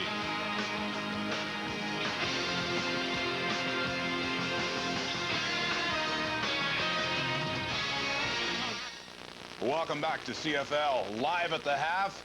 Negative stories in Ottawa the other night, but a positive one in terms of the Saskatchewan Roughriders, one of their great wide receivers. Wednesday night in Ottawa, all eyes were on Saskatchewan wide receiver Donald Narcisse, who needed only 2 receptions to move into 3rd place in the CFL's all-time list. This completion from Warren Jones moved Narcisse 1 ahead of Tommy Joe Coffey and was one of 3 catches Narcisse made in the game in the Green Riders' 29-14 win. Narcisse trails Hamilton great Rocky DiPietro and teammate Ray Elgard on the all-time receptions list, 652 in his 9+ seasons. Through my career at the Saskatchewan Roughriders, I never had to beat a man. I was always next to the man. That's Ray Elgard. So it took a lot of pressure off of me, and I'm just happy to go along with it. This year, we just got to stay together. We got a good receiving corps. Just got to go out there and perform, and whenever it's one-on-one, catch the football. The same night, just over 10,000 fans showed up at Franklin Stadium, lowest in more than 40 years in Ottawa. And Thursday, the Rough Riders took action for an 0-2 start, firing head coach Jim Gilstrap and offensive coordinator Dieter Brock. It wasn't Gilstrap's fault, and it really wasn't Dieter Brock's fault. It just something that happened, and they happened to be there when it happened, and they were given an opportunity to change things and to use a different approach in the offense. You know, I thought that you know, it was pretty early in the season to make these kind of moves, but I think a lot of it had to do with the fact of what happened last year, and Jim had been here last year, and I think they were holding last year's record against him, and for hiring me and for what we were doing. I think the finger's been pointed at Dieter's system a little bit, and some of that's my fault too, because I wasn't able to adjust to it as quickly as everybody would have liked. So in that regard, I feel part of it. You know, I feel an obligation, or I feel responsible for some of what's going on here, and that's difficult. Wow. I mean, I'm from Ottawa. I can tell you I do remember a winner, but it is back in the 70s. There hasn't been much to cheer about. Les Brown, you played in probably the last good Ottawa team, 500 club back in 1992. But what do you make of all of this? Is there any hope at all this season? Well, I think I have to agree definitely with Leo Cahill's decision. You have to stir the pot when something's not going right with them. Last year, they were having problems getting things going, and then this year, they brought in people. You have to get it started right off the bat and get it going. And I'd like to say one thing about Dieter Brock's offense. I think Dieter's an excellent quarterback, and I think I wouldn't have got 87 interceptions if it wasn't for him, because I used to catch his passes all the time. That's why I don't have a finger that's messed up right now. But his offense has to change. I think that he has to give the quarterback some input. They have to sit down together and scheme out an offense. He runs the worst play in professional football, that hitch play, and they're down by 20 against Hamilton, and they're still running, and I don't see any point in it. You know, Les, sometimes I think, you know, a great player to become a great coach is sometimes a difficult transition, because the player gets so frustrated when he's a coach trying to put in his formula, one that he knows he could have done as a player, but may not fit the physical capabilities of like a David Archer. And I think that's the transition that's tough. That's not to say that Dieter Brock one day won't become a great football coach. But I think, you know, in defense of him, he was caught up a little bit in the mix here. I think this was Gilstrap's firing, and Dieter was caught up a little bit in the mix. I was just going to say, but the fans as well, only 10,000 there, but they've had to endure this losing for so many years. Oh, absolutely. I mean, something had to be done. It's interesting that, Les, that you're agreeing with Leo Cahill, because I know one football man that isn't agreeing with it. Don Matthews, just yesterday, was on local radio in Toronto with Gord Stellick, and he said that he thinks Leo's out of touch. He's been out of the game too long. He was disappointed with the firing. But I agree, it had to be done. And I think Leo made the right move, because if they don't do something in Ottawa, I mean, would Gilstrap motivate you guys? Have you ever I mean, have you ever seen, does this man have a pulse? Yeah. I mean, he does seem to carry a low prestige or whatever. But. Well, you know, I do agree with Don Matthews in one respect, and when to talk about Leo Cahill, though. You don't, when you're marketing a football team, you don't come on at the beginning of the season to say, we don't have a hope of winning.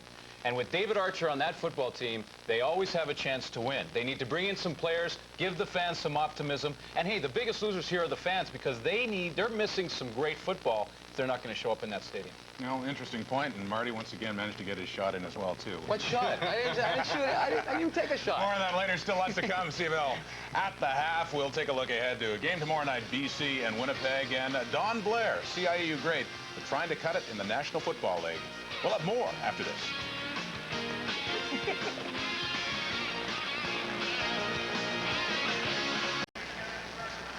Here are the Subway stats at halftime at Commonwealth. Quite a difference in net yards, 230 for the Eskimos compared to 89. And in time of possession, Edmonton holding onto the ball 5 minutes longer than Montreal. But on the scoreboard, it's only a 5-point difference. And Danny McManus didn't really have a sparkling first half.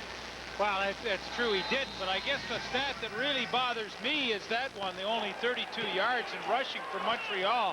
They're not going to win too many football games if that's the only production that they have in that department. Second half underway with Eddie Brown returning for Edmonton.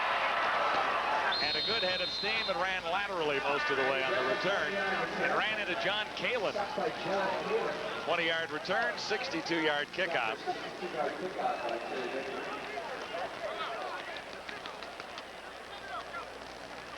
And the Eskimos will start at the 32.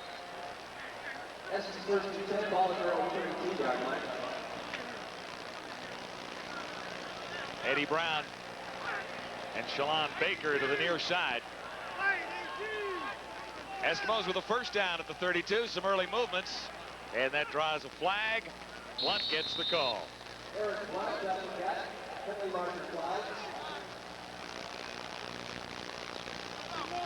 Initial indication would be offside against the Alouettes.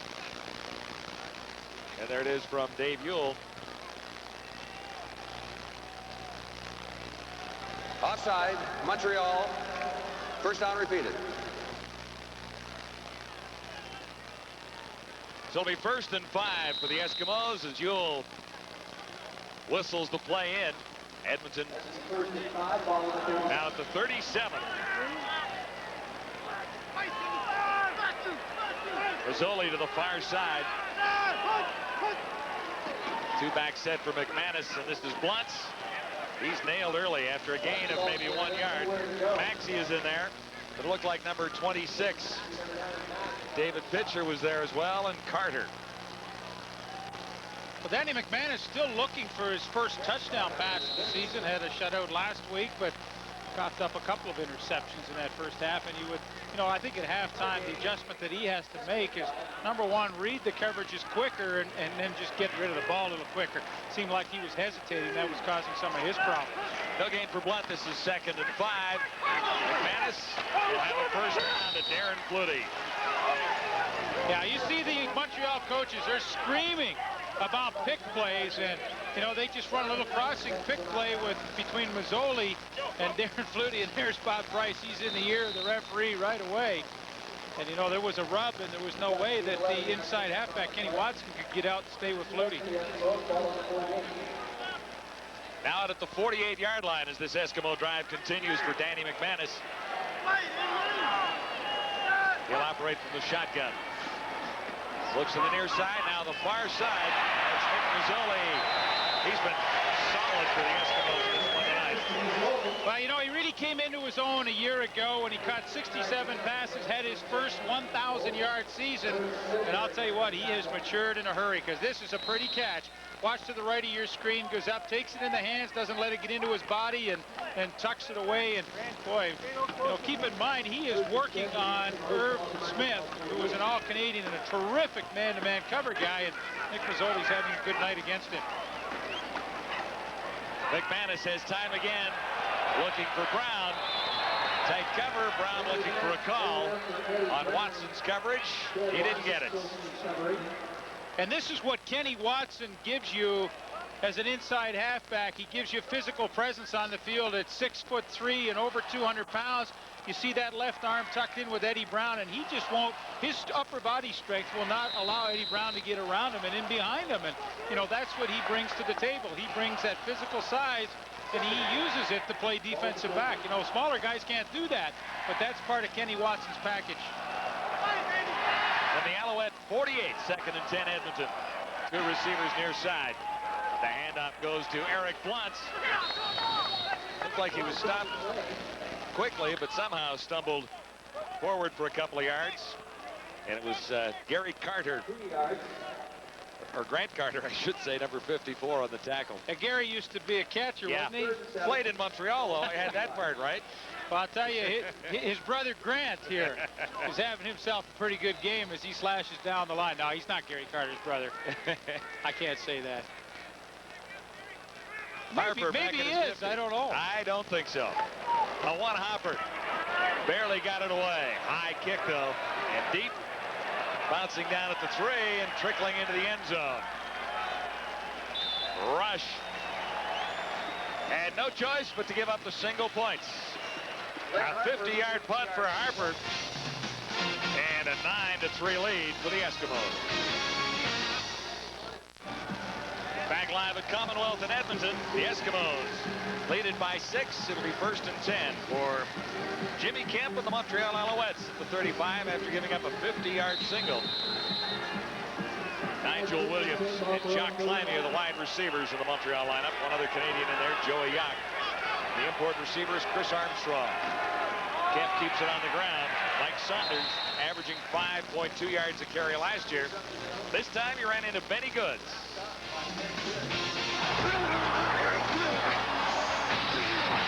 Answered live in the first half. The veteran Larry Ruck.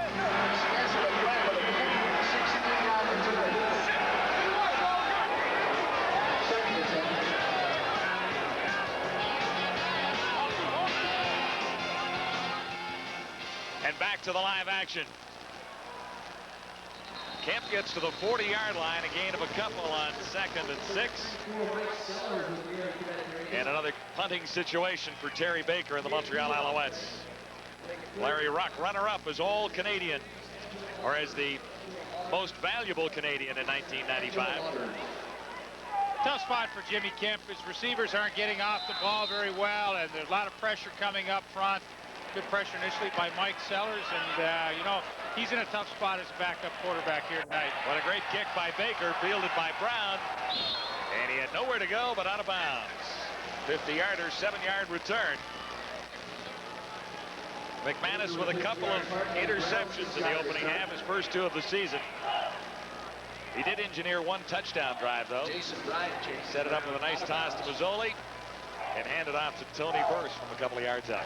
Well, I guess, you know, the fact that he's thrown a couple of interceptions, I mean, it's not surprising. We've documented that he has thrown more interceptions than touchdowns throughout his career. So I guess, you know, Ron Lancaster's probably not concerned because Ronnie threw his share too. And, you know, he knows that every quarterback goes through that.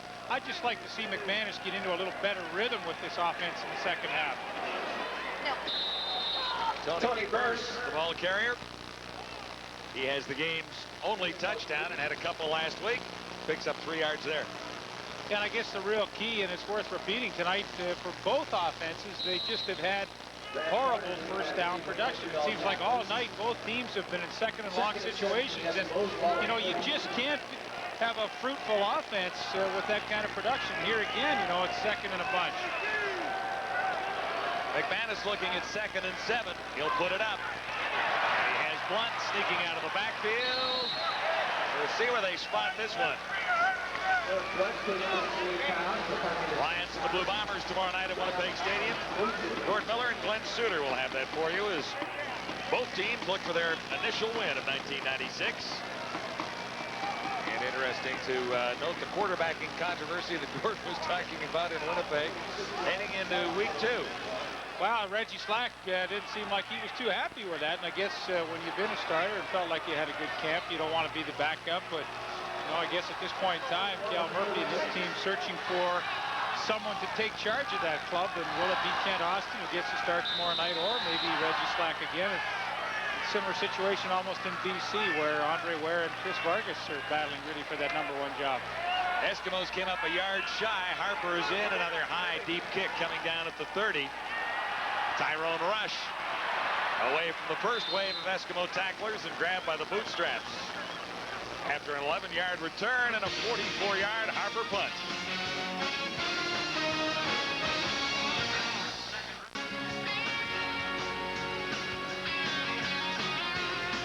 CFL Live on TSN tonight. Let's take a look at the Montreal air attack of Jimmy Kemp and where he's been looking to his receivers so far.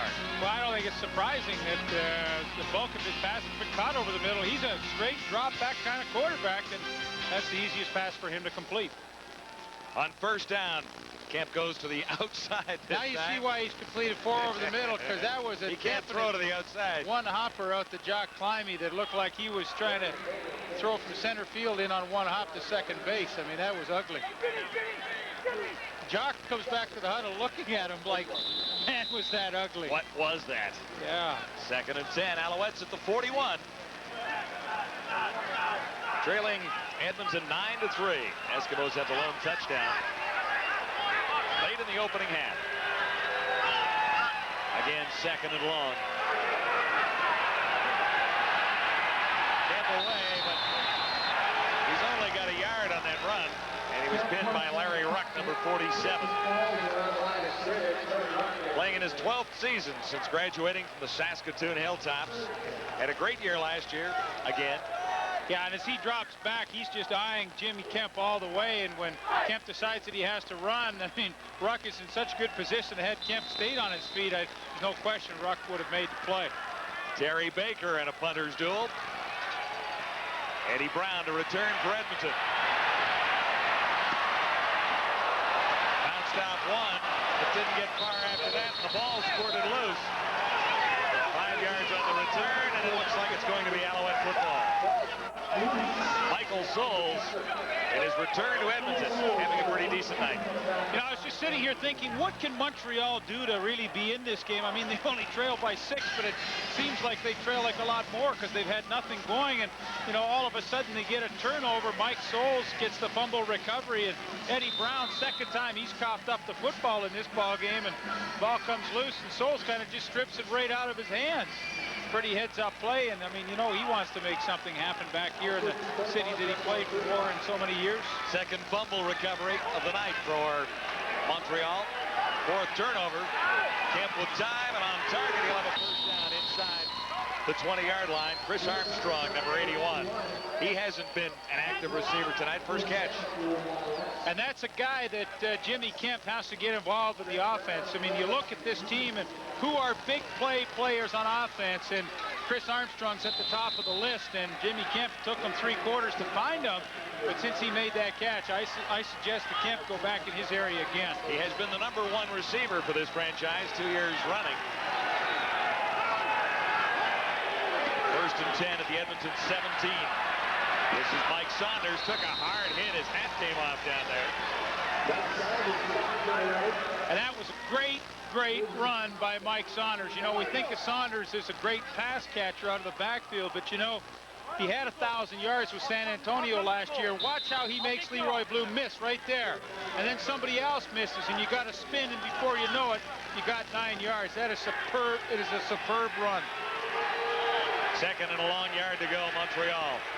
Inside the Edmonton 10. This will be enough for the first down. Saunders inside the 5. You know, John, you talk to Mike Saunders and you ask him what his favorite running play is, and he says it's the search.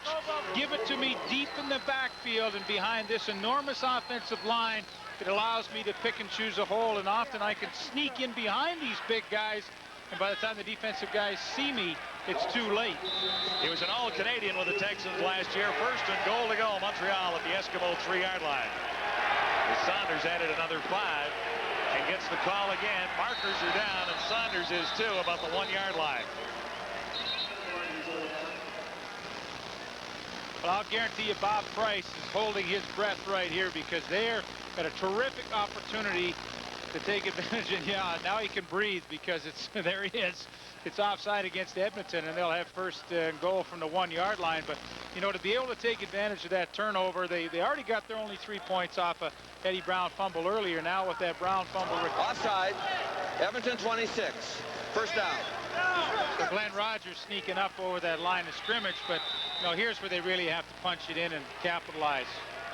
Well, 3 cracks at it from the 1-yard line. No excuses here. First and goal to go. Alouettes set up at the Eskimo 1-yard line, trailing by 6 points. It's 9-3 at Commonwealth. It hasn't been a barn burner yet as Derek McCready heads to the sidelines. He just arrived from British Columbia. Of course, they signed him, and we talked about it, the injury to Glenn Scribner in the opener last week. And, you know, that was the reason why Tony Woods was released. He was pretty good defensive tackle, but once they got Scribner, they found that Woods was expendable. All of a sudden, Scribner's out for the year, and they're struggling at that position. Alouettes 3 cracks at it from the 1. I don't think they got there that time. Mobley is celebrating down there, and Willie Pless is on top of the ball carrier. And there's the new guy, Mike Sellers, just 20 years old, playing his first big league game. Yeah, John, what you want to do is meet them over the top. Here's Mobley and Trent Brown. Watch how they try and meet right at the top. Everybody submarines down, and now these 2 guys go up over the top. And that's a pretty good hit by Trent Brown, number 28. Hey, he's not a big guy, but he did a heck of a job right there. Second crack at it for the Alouettes. They need a yard. A little play action fake, and something went awry there. It's no catch. It's an unbelievable call. You know, here's a team that, you know, like if you didn't have a good running game or a good offensive line, I mean, that's when you go to these kind of plays down there, a little play action, try and trick somebody. But I mean, this has got to be a bread and butter kind of team that when they get down here, I mean, you just shove it down somebody's throat. Well, obviously it tells me that Jimmy Kemp or someone on the sidelines didn't feel they could do that, and now they're forced to gamble. Third down. Touchdown to go. Alouettes at the Eskimo 1. Now he's going to throw it for some reason. Now he may run. He'll get it. Jimmy Kemp has the touchdown, and back-to-back plays that might confuse and amuse, but he did get the result he was looking for, a 1-yard touchdown. Your thoughts, partner? I must say I'm a little amazed by all of this. I mean, the end result is that, you know, they do get the touchdown, and Jimmy Kemp, not noted for a scrambler, ends up doing it himself. But, well, I think you'd really have to question the play calling at this point in time. But there's no room on the scorecard for pictures, as they say, or stories. Right. The end result is they get the touchdown. They get 6 points and have the lead. And now it's a lead for the Montreal Alouettes, 10-9. Wild night at Commonwealth.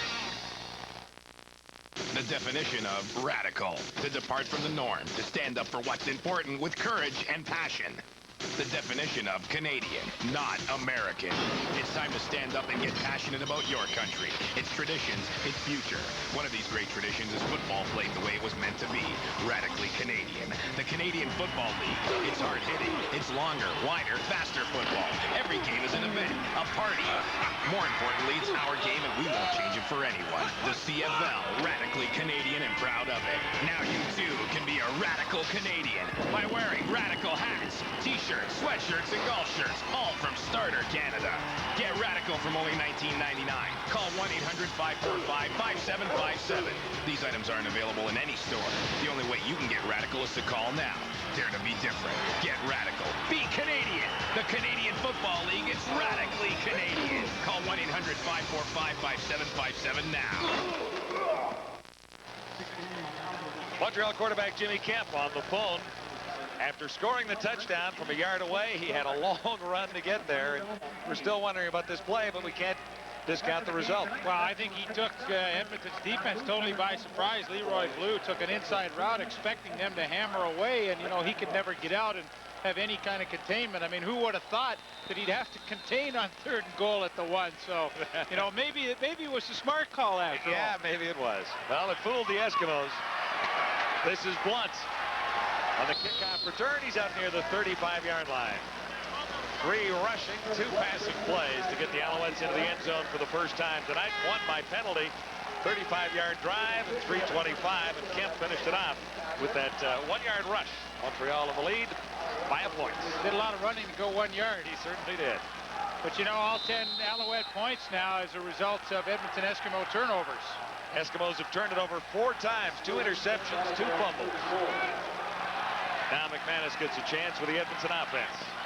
And I guess if you're on the Montreal defense right now, you're saying, boy, you know, some of our efforts tonight are being rewarded. We're finally in the lead here. Here's Blunt.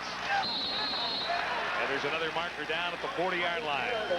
We've seen a few penalties in this one tonight. I think they got Jason Bryant, number 11, for face masking. And there you go. That's exactly what they're going to call. Jason Bryant had a heck of a game a week ago against Toronto. He had 9 tackles on defense and throwing in another one on special teams to lead the club. Major foul, face mask, Montreal, first down. You know, you look at Montreal, and, you know, I posed the question earlier, this isn't a Dave Ritchie kind of defense with not a lot of blitzing, and we'll get a look, there goes the hand right in, and, you know, you can see that wasn't much, but it was enough to get the flag. But, you know, Jason Bryant's a defensive back, Tracy Gravely's a defensive back, they're playing linebacker. Those guys really aren't blitzing material, so that's one of the reasons why it's a more conservative defense. This Eskimo first down is from the 54, just inside Montreal territory. This is Blunt again. That's a nice run. Out of the 25. Make it the 35. He's stepping out of bounds.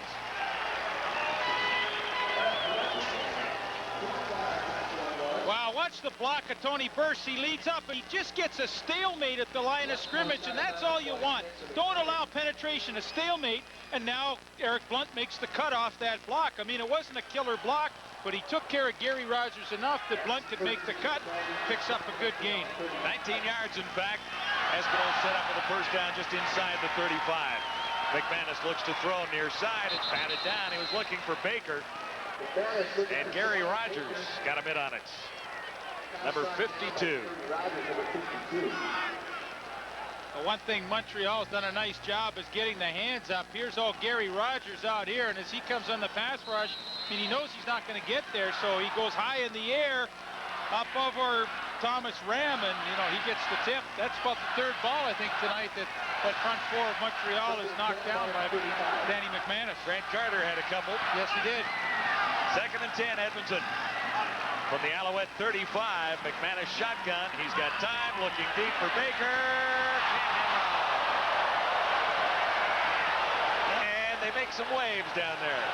That's a formation Jim Sandusky told me about, that, you know, when they get into this kind of a set where they put 4 receivers to the wide side of the field, Shalon Baker is all alone with the corner with a lot of field to work with. And that's a pretty good pattern to get Doug Kraft turned around. He just couldn't hang on. And then you got to put the scuba tank on down in that corner of the field. My, oh my. Not only do you have to try and catch the pass, you got to hold your breath at the same time when you go into that corner. Frank Jagus will try a 42-yard field goal. And Baker's uniform is about 5 pounds heavier now. And he's wide for the 2nd straight time. There again, it's that plant foot. You know, he hooked it badly left, and I swear it's because he's worried about that plant foot and slipping, and you kind of overkick it. We're going to have a look at it, and, you know, maybe you can see in a little closer detail what I'm talking about. But, you know, watch the plant. He's really worried about it, and it's just not the normal stroke. It comes over like a golf swing, comes over the top of it, and when you do that, everything goes left if you're right-handed. That ties it at 10.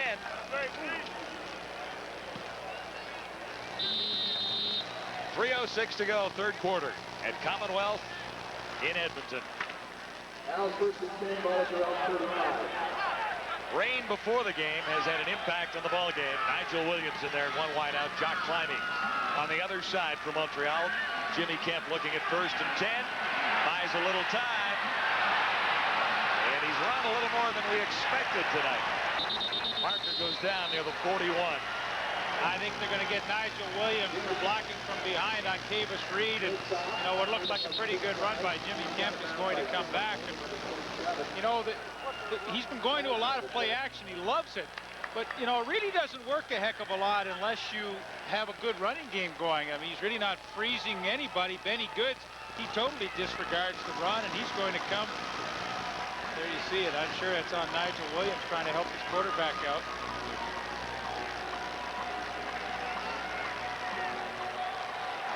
Illegal block. Montreal 88. First down repeated. Way to go, Hawkeye. Well, you want to help your quarterback out, but, you know, in a sense, you hurt your team here because unless you get the helmet in front, you got to leave him alone, and that's a rookie mistake. 11 penalties against Montreal for 100 yards. That's a lot of yardage. Boy, that's 100 yards you've given up on that field. And 6 points. It's man, oh man, we haven't even played 3 full quarters yet. Back at the 25, this is 1st and 20 facing Jimmy Kemp. And you said that a bunch tonight, haven't you? 1st and 20, 2nd and 20. And there's nowhere for Michael Souls to go. Did break free for maybe a yard. Benny Goods was on Souls that time. We're looking at an interesting matchup prior to the game. Michael Souls on Leroy Blue. They were 2 pretty good pals in Edmonton and roommates for the last 4 or 5 seasons here, playing against each other for the first time. Boy, you got a great look at Benny Goods there against Neil Fort. Now, Fort outweighs him by about 80 pounds, but Benny Goods has the leverage. He got up underneath Fort's pads and really took him on quite well. Kemp on 2nd and a whole bunch, and here's Souls. Can't quite get up ahead of steam. Bit of a mismatch, though, on the tackle as Darian Hagan got over to make a stop. He's 5'11", or 5'9", and 190 pounds. Yeah, but he's got a big heart to go along with that. And, well, he broke down in the open field, and he took on a much bigger man than himself and made a terrific tackle. You know, I'd venture to say Darian Hagan might be the best athlete on this Edmonton team. He was a quarterback at Colorado. He can play a lot of different positions. He's a guy you gotta like. This is Brown. Nice punt by Terry Baker. Brown turns in a nice return for the Eskimos. That was Michael Souls making the tackle. We send you back to TSN Football Controller Rod Smith. All right, thank you, John. A reminder, you're watching TSN Live and Interactive. Here's your update on QB1 standings. Back to you, John. Hope you're winning out there playing QB1 tonight. No one's winning here so far. It's 10-10. The Eskimos have the ball back. McManus on 1st down behind his receiver, Eddie Brown. Brown arrived from Memphis in the Lucius Floyd trade last year. He is the speedster in the Eskimo receiving corps. Although Shalon Baker has got pretty good wheels too, but they talk about Brown as being the speed receiver. 2nd and 10, Edmonton at the 44. Shotgun for McManus. Buys some time, and he's picked off. 3rd interception of the night for the Montreal Alouettes.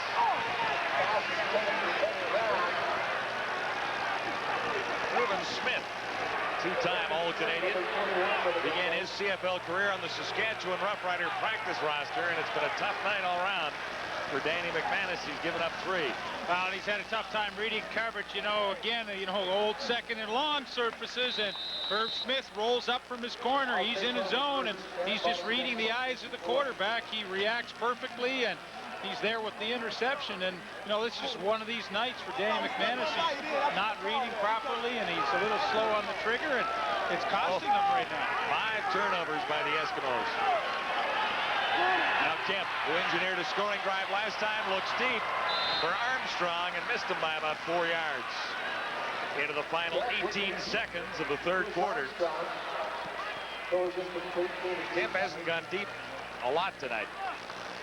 No, he hasn't. There's Danny McManus. You know, he is really struggling. And, you know, I guess you know, he's got good skills. We all know that. I mean, he's a good quarterback. He's just having a tough night. And you look at 2 preseason, and you know, for all intents and purposes, they struggled last week in BC until late in the game. And you know, maybe he's just going to need a little more time to understand some of the adjustments his receivers are going to make.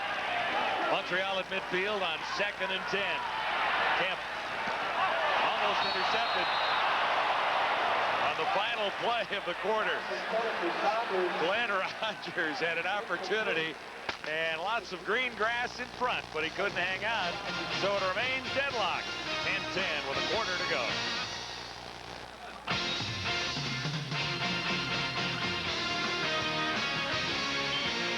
CFL Live at the quarter. Brought to you by Subway, the place where fresh is the taste.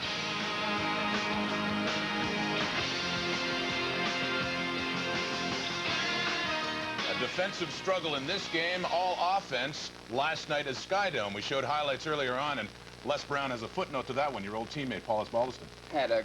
Was a turning point in the game when Ozzie took a snap from the center, bobbled it a little bit, turned around, looked upfield. Everybody turned off running, and Ozzie was like, where are they going? So he took off running with them and got a first down, set up the touchdown for the go-ahead touchdown with Earl Winfield. You know, that's, I think, and the positive thing about the game is the fact that the fans in Toronto, 26,000 fans, were entertained. It was a fantastic football game, just like Montreal. Hey, there's pressure on Montreal, but if they keep putting up games like that in Montreal, those fans have to feel like they're being entertained. And there's a big crowd for Winnipeg tomorrow night, too, and they're looking forward to another big one there. You know, Glenn, I hate to say it, though, but Montreal's going to have a play better than they're playing tonight. But I'll say this. If it wasn't for Danny McManus, Montreal would be blowed out. What's with Danny McManus? I'm hearing Damon Allen's name again, you know? Yeah, you're bringing up Damon Allen. There you go. Well, Damon had his success in Edmonton, won a couple of Grey Cups there. That's certainly the best city for him. Yeah, well, Danny Mac must be hearing Damon Allen saying from Atlanta, I'm coming, Are you still taking the 4? Marty, it's 10-10. Let's not rule out any team here. Well, I'm not ruling out any. Okay. I still say they're going to cover. Okay. But Danny McManus is making this game closer than it should be. Well, a little early to be dumping on Danny McManus. Well, how many interceptions? Well, okay, one game is... You know what? The Titian's easier than you are. Petition, yeah. I think I've heard of him. No, I'm just saying, Danny McManus has certainly had some, well, greater days in BC, but young season so far. Let's head back and check out the 4th quarter now and rejoin John and Leif. Oh, boy. Danny's old team, the BC Lions, will be in Winnipeg tomorrow night. We'll have it for you live on CFL Live on TSN beginning at 8:30 Eastern, 5:30 for Lions fans out on the West Coast. And no doubt about it, it's an off night for Danny McManus. 3 interceptions, 2 in the first half. That doesn't make for a good evening, but I think the interceptions, really, he's kind of gifted a couple.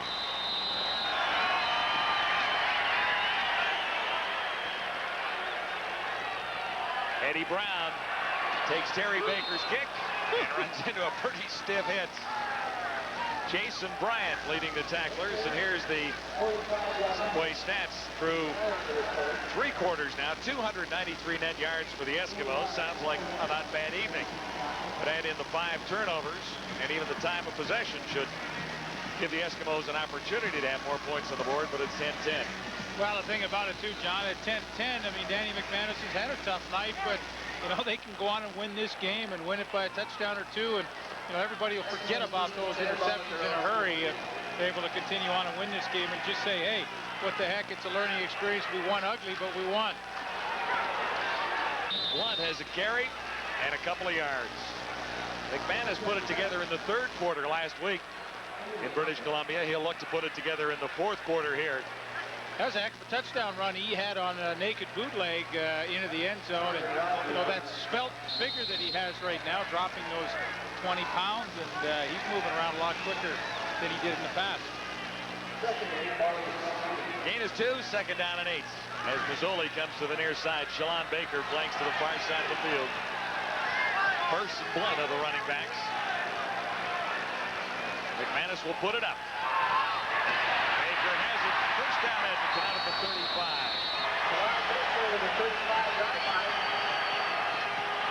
Douglas Kraft was covering.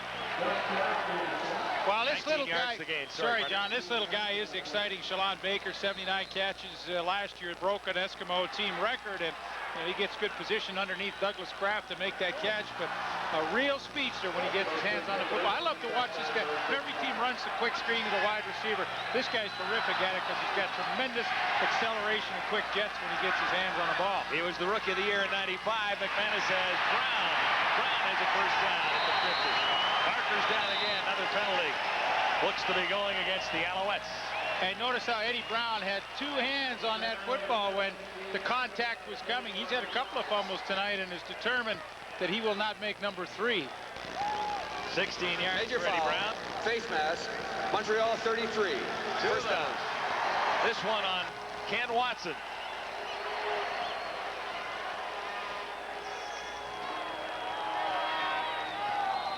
Now, really, you could have called that on Tracy Gravely as well. He got his hand up in there. Yeah. Doesn't matter. It's 15 no matter how you look at it. They got the wrong license number, but they got the call. They did. First and 10 Alouettes, or Eskimos at the Alouette 44. And this is Blunt with another marker down. Too many penalties tonight. Gain is 7 yards. Wow, David Pitcher jumped offside, so, you know, what do? Take 2nd and 3 or 1st and 5. He's 26, and he's the former fullback that you talked about tonight that's in on the defensive line. And well, I'll tell you what, he must have been on a big weight kind of program because he's in there playing defensive tackle, and that's pretty unusual. Offside, Montreal, first down repeated. Some unusual alignments this year. Errol Martin, who is listed as a backup linebacker, is the Eskimos' emergency safety. So we're going to take a linebacker all the way there back. he is right down there. And you see him jump. You know, he just can't get back. He's not used to getting back when he jumps. You know, he's used to rushing punts and things like that. 120 yards and penalties against Montreal. And running room for Blunt again. Inside the 25-yard line almost. They'll spot it at the 25 1/4. 14 yards for Blunt, number 35. Averaged 4.5 yards a carry last year. 94 yards Offside, last week. Montreal, penalty decline, first down. Moving right along, the Eskimos. Eric Blunt has 11 carries and John, 99 yards. Good block at the point of attack to create that hole. And when you start to get blocking like this, here's the kick-out block by Burson. An enormous hole for Eric Blunt to get up through. Didn't matter if Montreal jumped offside. They handled it anyway. From the Alouettes 25. Blunt again, this time about a half a yard. Well, maybe a yard. So that'll give him 100 on the Knights.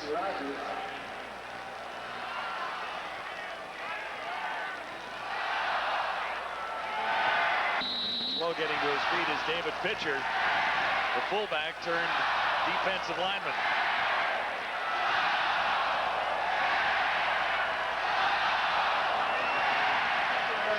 Second and 9, Eskimos at the Alouette 24. Oh, Flutie couldn't hang on. You know, that's a catch he makes in his sleep, John. I mean, it's pretty tough. He got beautiful inside position on Charles Gordon coming across. Just a little quick fake there, and then, man, oh man, this. He was thinking touchdown there because he had a lot of room in front of him, but boy, that's a ball that he normally would catch 100 out of 100, those kind. Jagus is in. 0 for his last 2. Missed from 26 and 42. And they don't get it away. Snap is fumbled by Harper. And that'll go as another turnover as Charles Gordon came racing through. So it's still 10-10. Nobody wants to win this thing at Commonwealth tonight. 10-10. They're playing for the tie. Here's Harper's problem a moment ago. Well, it was a pretty good snap. You know, that ball maybe had some moisture on it from being on the ground, and he had no chance as Charlie Gordon came in. So Jagus is 0 for 3, and it's still even as we bring in Ken Chillibeck. Thank you very much, John. With me, injured Eskimo Glenn Scrivener. Glenn, well, we can see your leg. Talk about what the status of your career right now. I had an MRI this morning, and I thought it looked pretty positive, so Dr. Reed's going to do my knee probably Monday or Tuesday. He's supposed to be a heck of a surgeon, so he takes care of some pretty elite people on the Olympic program, so hopefully he can put me back together. Not a great way to start your career with the Eskimos. One game and you're injured. Yeah, well, we'll just try to make the best of it. I'll try to be back by the end of the year. How tough is this? It's hard when we're not winning. If we're winning, it's not so bad, but when you're losing, you just want to get out there and contribute. Glenn, thank you very much, guys. Thank you. Kemp's pass intended for Climby, tipped at the line. It'll be 2nd and 10. Kemp's hanging in like he did last week against the Argos. Will he get the opportunity to win this one? Well, I don't see why he won't. I mean, that seems like the way this game is going. Montreal won't go away. I mean, Edmonton hasn't taken advantage of any opportunities they've had. Play action fake, and Kemp goes for Saunders. And a great opportunity to make the catch. It was there. He blew by Larry Ruck. They got a good matchup, a favorable matchup for Montreal, and you know that was a pretty good throw, and you know maybe Mike Saunders might have had a chance. Well, you see to the right of your screen, little play action, and the race is on, and well, it would have been a great catch. Would have been a great one. It was possible. It's a catch that Mike has made throughout his career, and you know with 10-10, it's the team that's going to make the key play that's going to win this game. Baker's 11th punt comes down to the other Baker, Shalon Baker. And there's nowhere for him to go. A 2-yard return after a 42-yarder for Terry Baker. Still 10-10 at Commonwealth with 10:31 to go. Closed captioning of tonight's CFL game is brought to you by Subway, the place where fresh is the taste. Stuck out for a little super sub this afternoon while you were having your little nap. Oh, well, you're not taking the red eye home tonight. I am. These teams have met a few times. Edmonton actually winning 6 of 8 Grey Cup appearances against the Montreal Alouettes. First down for Danny McManus. Looking deep for Mazzoli. Almost. Mazzoli did sneak in behind some tight coverage down there, but couldn't quite bring it home. Tell you what, Irv Smith and Nick Mazzoli have had a pretty good battle tonight. I'd say Mazzoli, slight edge. Irv Smith won an interception earlier, but they had a good battle going down the sidelines. I really like the transition Mazzoli's made to wide receiver, and of course he's getting the ultimate test with Smith tonight, as he is one of the premier corners in the league. No doubt about that. He is an All-Canadian. Mazzoli coming off his best year in his CFL career, 95. McManus on 2nd and 10. No one open. Lost the ball. Right to Eddie Brown. It's like a pitch on the old option play, just as yeah, he's but it's going not down. in the book. It's not in the book, but as Gary Rogers had him wrapped up, somehow Danny McManus had the presence of mind to find Eddie Brown, and you watch this, it's like a flip, like the option play. There it is. I think it's dangerous. Well, it's dangerous, but you know, he's been dangerous all night, so that's true. It kind of seems fitting that he's going to throw one that way, too. He's a yard shy of a first down, so Harper is in again. Go, Tyrone. Watch fake here if you're Montreal. Harper high and deep. Tyrone Rush chased back to his 12. Markers are down in the area of the kicker. We'll sort out the infraction when we return. Meantime, it's 10-10 again.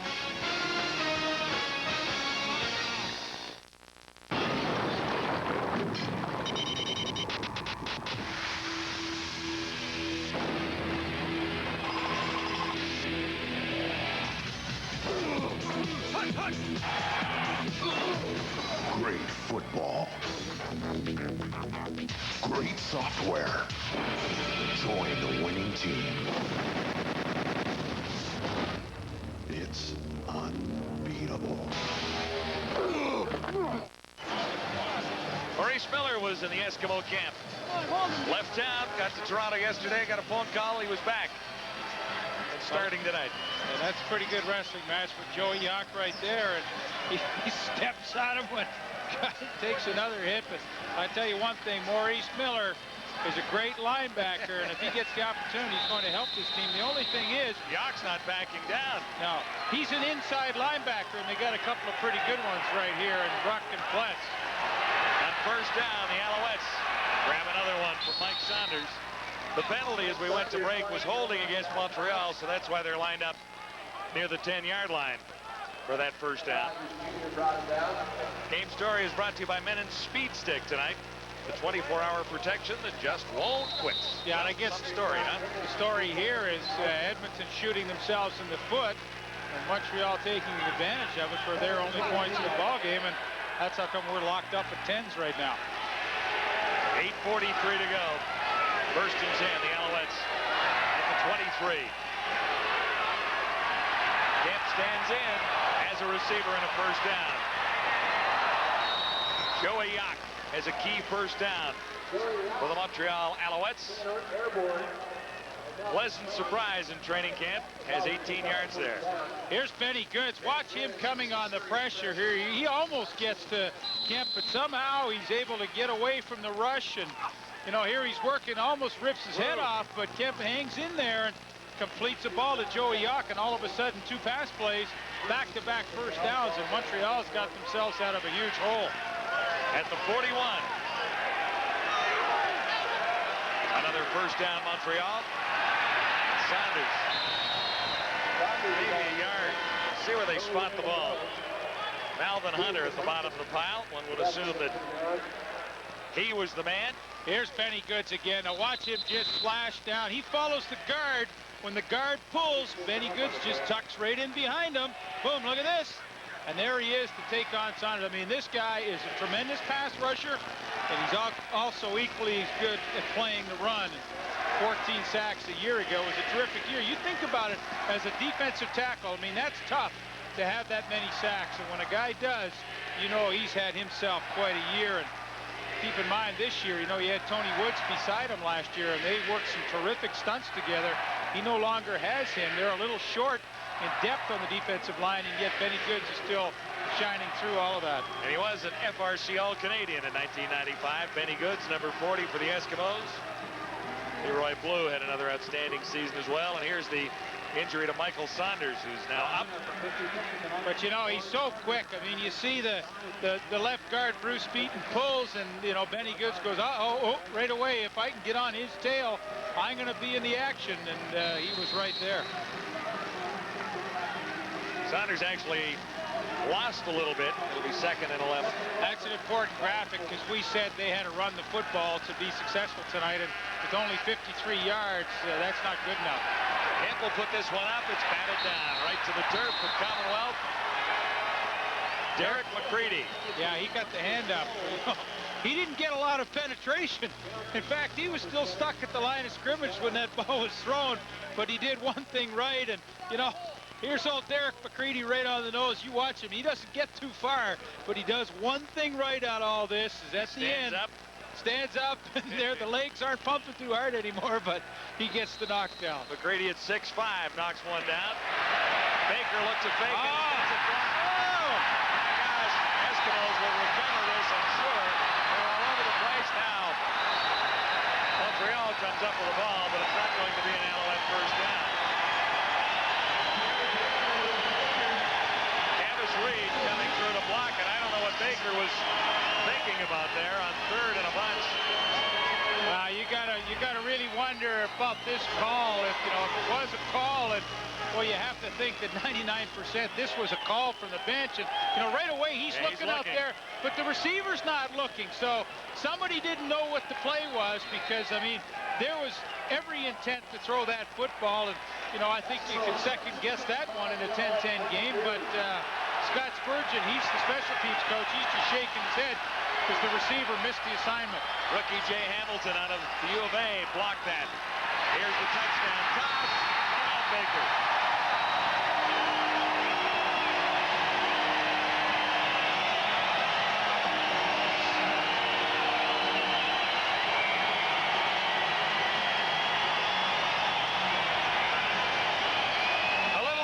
Commonwealth for Shalon Baker, 22-yard touchdown reception to Danny McManus. One touchdown to counter 3 interceptions from earlier. Well, it sure didn't take long. Danny McManus post corner to Shalon Baker. A beautiful pattern. Had Doug Kraft turn all the way around, and boy, oh boy, do they strike in a hurry. And another miscue on the convert. What the heck is going on in this ballpark tonight? Rod Conniff might need a pad on his rear end after that kick. I think that came right back in the center. Conniff been a long and illustrious CFL career with the Eskimos. He's 36 years of age now, playing in his 15th season out of Laurier. I'd like to see this again. There is no points on the play. The convert is no good. No kidding. That's a heck of a call, Dave Ewell. I mean, some guy coming over from Europe watching his first game tonight could have figured that one out. Once again, another look at the touchdown. Danny McManus looks away from where he's going to go and comes back, and Doug Kraft beaten quite easily by Shalon Baker. And Danny McManus hasn't had a lot to cheer about tonight, but he kind of likes the way that one ended. And Shalon Baker has his first touchdown catch of the season. He's exciting. Not the busiest Eskimo receiver, but he's made a couple of big plays. None bigger than that. Well, you know, you look at a game like this, and, you know, who could make the big plays in a 10-10 tie? You know, maybe Mike Saunders had a chance to make a spectacular tackle over the middle, and, you know, he couldn't hang on, and all of a sudden you get that messed up fake punt. Shalon Baker and his offense take advantage of it in a hurry.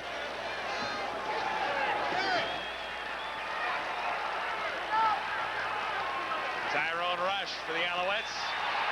Tripped up right on the 35-yard line. Somebody submarine him. I think it was Jay Hamilton, an Edmonton native who gets a dream coming true at Commonwealth tonight, playing in his first ever CFL game in front of mom and dad and the whole family. Graduate of the University of Alberta.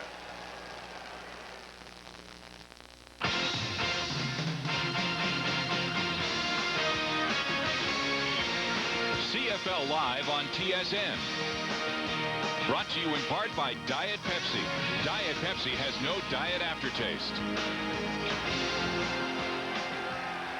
Back for the Alouettes, first down at the 35.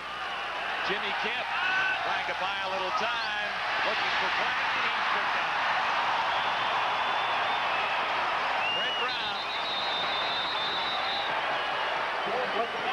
Second interception of the season for Brown. No, couldn't hang on. Couldn't hang on. Sorry. Finally held on.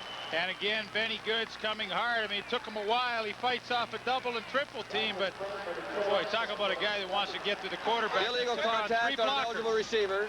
Edmonton 26, first down.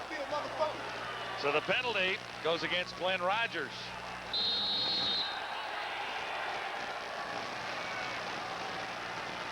Kemp 11 of 26 for 149 yards. One interception earlier. Alouettes first and 10 at the Montreal 45. Edmonton leading by 6. Saunders somehow slipped under and grabbed about 6 yards. He's out near the 50. Well, that was another one of those runs where you think, like, I mean, he's got no place to go. Derek McCready was in the backfield about when he took the handoff, but all of a sudden, you know, he's got a little better than 5 yards on that carry. McCready's had himself a pretty good game. He's only, you know, you mentioned, John, he's only been here for a couple of days, but he's made a contribution. They'll call it a 5-yard gain. Edmonton leading 16-10. Alouettes with 3 receivers to the far side. Kent comes the other way. Look for Climbey, and it was well over his head. And it was over his head because Glenn Rogers gave Chris Armstrong a bump just at the right time before the ball went in the air, and that just totally impeded his progress downfield. And Glenn Rogers is one of the cagiest defensive backs in the league. He missed last week with a hamstring injury, but boy, are they glad to have him back in there. Boy, again, McCready, you know, we talked about him. Hadn't had a lot of practice time, but, you know, he's got to give a good effort. Got tripped and everything by Nick Subas, but he's still trying to get in there. Baker's last punt was blocked on an ill-fated play as Baker looked to pass, then ended up rushing the kick, getting it blocked. The Eskimos went in for the go-ahead touchdown. Nice kick. Baker at the 15. And he's out near the 25, make it the 24-yard line. Eskimos have it back with 4:47 to go. Edmonton with a 6-point lead. McManus, 21 of 40, 274 yards, 1 TD, 3 ICs. But they're remembering the touchdown for now because Edmonton has the lead. Well, that's what I said earlier. You know, people won't have long memories about not having a very productive night if they win, and this is how he's had his distribution tonight. Has used his wide receivers, Nick Mazzoli and Shalon Baker, gone to the outside. This is Derek Blunt, out near the 28. You know, on paper, you know, you would say with Burse and Blount and a very big, large offensive line that, you know, Edmonton should be able to run the game. I mean, that's on paper, and sometimes that doesn't always hold true. But here's a critical point of the game with just a little over 4 minutes to go. And, well, you know, Danny McManus is thinking if we can grind a few out here, keep it on the ground, chew up that clock, that's what we'd like to do. And Blunt gets over 100 for the first time this year. Picked up 3 in the previous play. McManus looking at 2nd and 7, putting it up. Oh, and man. It's 4th interception of the night. This is Charles Gordon, still on his feet. Gordon is decked at the 25-yard line. McManus might have just airmailed a victory. Well, I don't know about an airmail to victory, but I know he made another crucial error. And, you know, the fans at Commonwealth Stadium, who've been pretty patient tonight, all of a sudden getting a little edgy, and all of a sudden Charlie Gordon trying to get Darren Flutie inside, and he's got terrific reaction to get back in front of him. You know, he did a speed turn and cut in front of Flutie all at the same time, and you know, he's the guy that stopped Harper on that bad field goal attempt, and now he gets the interception. So 2 turnovers for Gordon in the second half. 1st and 10 for the Alouettes. The Eskimo 24-yard line. Play action fake, good one. Far side, halfway to a first down for Michael Souls. And Mobley is there, number 27. Yeah, he wasn't too pleasant with Michael Souls over there on the sideline. I think he said something mean to him. Gain is 7. It'll be 2nd and 3. Yeah, it took Jimmy Kemp a while to find Souls out there. It seemed like he was standing there forever waiting for the football, but you know, one of those flood patterns where you have 3 receivers, 1 short, medium, and long, and the short guy was open. 3:13 to go. The Alouettes are down by 6. Jimmy Kemp looks at 2nd and 3. He'll get the first down. Mike Saunders. He lost the ball. It's going back the other way. Classic football, folks. Second fumble counted up by the Alouettes. Now the referees are meeting, and I think they're going to say he was down, so don't celebrate too fast if you're an Edmonton fan, because the referees went to a quick huddle. We're going to go to a break, and we'll see it when we come back, but don't be surprised if when we do, Montreal still got it. 3 minutes to go. There's an indication from Dave Yule. Edmonton on top by 6. How would you like to be able to unload your truck in 30 seconds? Do it with Load Handler, the smart pickup truck unloader. Load Handler attaches and detaches in seconds. You just pull the sheet, load the material, and turn the crank to take it off. Load Handler is for everyone, for every kind of pickup, and for every kind of material. Bring it to the back or put it on the ground in less than 30 seconds. Load Handler, now available through Canadian Tire. The decision is done. No fumble. The Alouettes will retain possession. You'll get another look here. Yeah, terrific block by the center, Nick Subas on the draw. Now you be the judge. There it comes loose by Trent Brown. He knocks it loose before Saunders is down, and you know, we had the chance to look at it going to break in break a few times, and you know, I think that's fumble. I mean, that's a tough call. Let's be honest. Yeah, The official, I mean, you know, we're looking at it in slow motion, and it's very easy to dissect that. But, you know, at regular speed in the heat of the battle, that was a tough one to call. But, you know, in the purest sense, I think it was a fumble. And now the missed convert and all that stuff, you have to think, oh, boy, how big is that? Alouettes have got a chance to take the lead here. First and goal to go at the Eskimo 9. Kemp shotgun. He'll take off. Down to about the 6. Like the inside route might have gained him an extra yard. I was just thinking that, you know, had he been able to maybe put his head down and cut upfield, he might have had 2 or 3 more yards. Kavis Reed is not going to answer the bell here after that play. You talk about crunch time, though. I mean, Montreal, to their credit, I mean, they have hung in tonight and had a terrific defensive performance. Terry Baker, as I thought, punted the ball exceptionally well. And you know, all of a sudden, here's Bob Price with a chance to get his first win as a head coach. You know, his stomach's churning a fair bit with that botched 3rd down fake punt. And yep, that gave the Eskimos the opportunity to take the lead. And one play later, Baker was into the end zone on a 22-yard toss. But all of a sudden, you know, his team has hung in, and they've got a chance right now to win this football game. I mean, there's a lot of time left, 2:37. Kavis Reed being attended to in his 2nd year out of Furman. He had an interception in his CFL debut, ironically, against the Baltimore Stallions. Played 13 games in '95. Did Reed. We're pretty happy with him on the corner, and Malcolm Frank on the other side, number 10. Haven't even mentioned his name tonight. They have not thrown in Malcolm Frank's area at all, and he came over from San Antonio.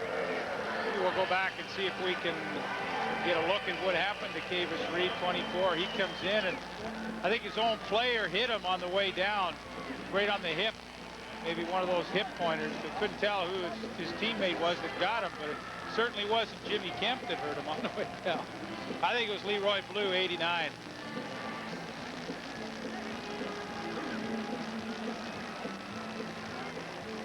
Might have been Leroy Blue. He's injured his teammate Kavis Reed. They'll adjust in the secondary. They have a couple of ways that they might be able to go. Derek Beatty is new to the roster, number 17, and he goes into the game.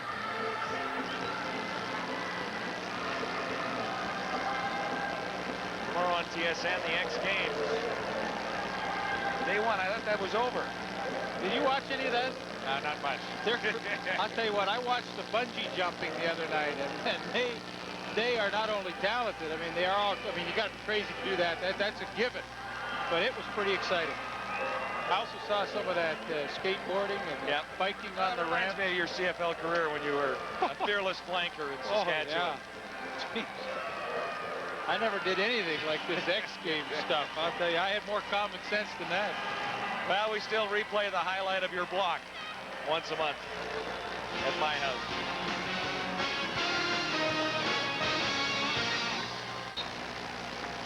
Join us tomorrow night, or at least join Gord Miller and Glenn Suter tomorrow night, live from Winnipeg Stadium. Lions and the Blue Bombers, game 2 of their seasons. Meanwhile, a critical point here and now. 2nd and goal to go. Alouettes at the 6. Jimmy Kemp trailing by 6. Won't get this one away. Another Eskimo sack. Mobley was there leading the charge. I don't know if Benny Goods will get credit or they'll share that one, but Mobley is certainly celebrating. And that could be the last chance for the Alouettes, although there's 2:16 to go, and anything can happen, and lots has in this one. Second big sack of the night for Singhor Mobley. We're going to give him credit with that. He keeps the outside leverage, and really there's just no place for Kemp to go. And boy, he's lucky he didn't get called for a face mask. I mean, the good news is you know, they're going to get a chance for a field goal, and there was Nigel Williams on Derek Beatty. I thought they might go there and test the new guy out right away. Baker gets the Alouettes within 3. Well, again, that missed extra point by Edmonton could loom rather large in this game. Montreal settles for the 3, and now we'll still have an opportunity possibly to tie this game.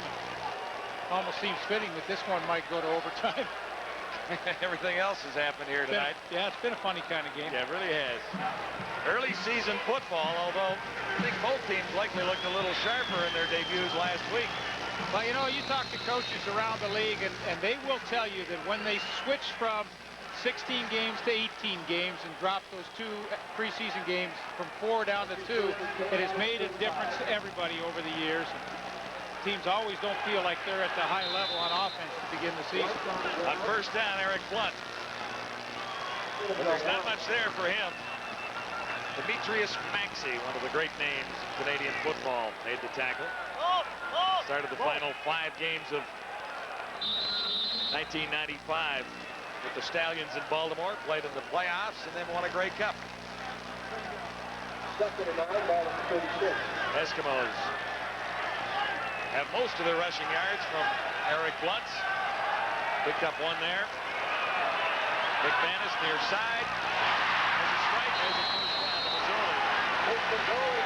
Mazzoli was forced back, but they'll spot it in first down territory. Well, you talk about knowing where the first down marker is. You know, early in his career, he may not have done this. He may have cut the pattern short. But here he goes down about 11 yards and comes back and gets the 9 that he needed to pick up that first down. And boy, it's interesting with the weapons that McManus has, how he goes to Nick Mazzoli in the crucial situation. Yeah, against the all-Canadian safety, Irvin Smith again. Eskimos first down at the 46. Blunt gets the call with 1:13 to go. Back in a couple of yards. You know, I just happened to watch Mazzoli and Irvin Smith on this running play inside, and I'll tell you, Irvin Smith is really ticked off at how Mazzotti has kind of handled him tonight, and he smacked him in the head as Mazzoli was going back to the huddle. But, you know, Irv Smith is frustrated. I think he underestimated the abilities of Nick Mazzoli tonight, and, you know, he's had his hands full and more. Eric Blount has 15 carries for 105 yards. Eskimos looking at 2nd and 8. And here's Eric Blount again. Out to the 40-yard line. Magnificent run that might end it. Or at least the hopes for the Montreal Alouettes. Spencer McClellan over to put the tackle on Eric Blount. 24 yards. So he's closing in on 130. This is kind of what we expected Edmonton might be able to do early in the game, is establish the run. And all of a sudden now they've been able to, at a crucial time, kill this clock. It looks as though, and you know, the good teams do that. They win ugly games and they're able to close them out at the end. 30 seconds to go. Blunt again. And doesn't get anything that time. Gary Rogers, 52. Gary Rogers. The master of manipulating the clock in Canadian football on the sidelines. Boy, he was terrific at it. And you know what he's saying right now to Danny is let that 20-second clock run right down till 2 seconds is left, and then snap it. That's what he was indicating he wanted. So, you know, around 9 seconds to go, it should be snapped.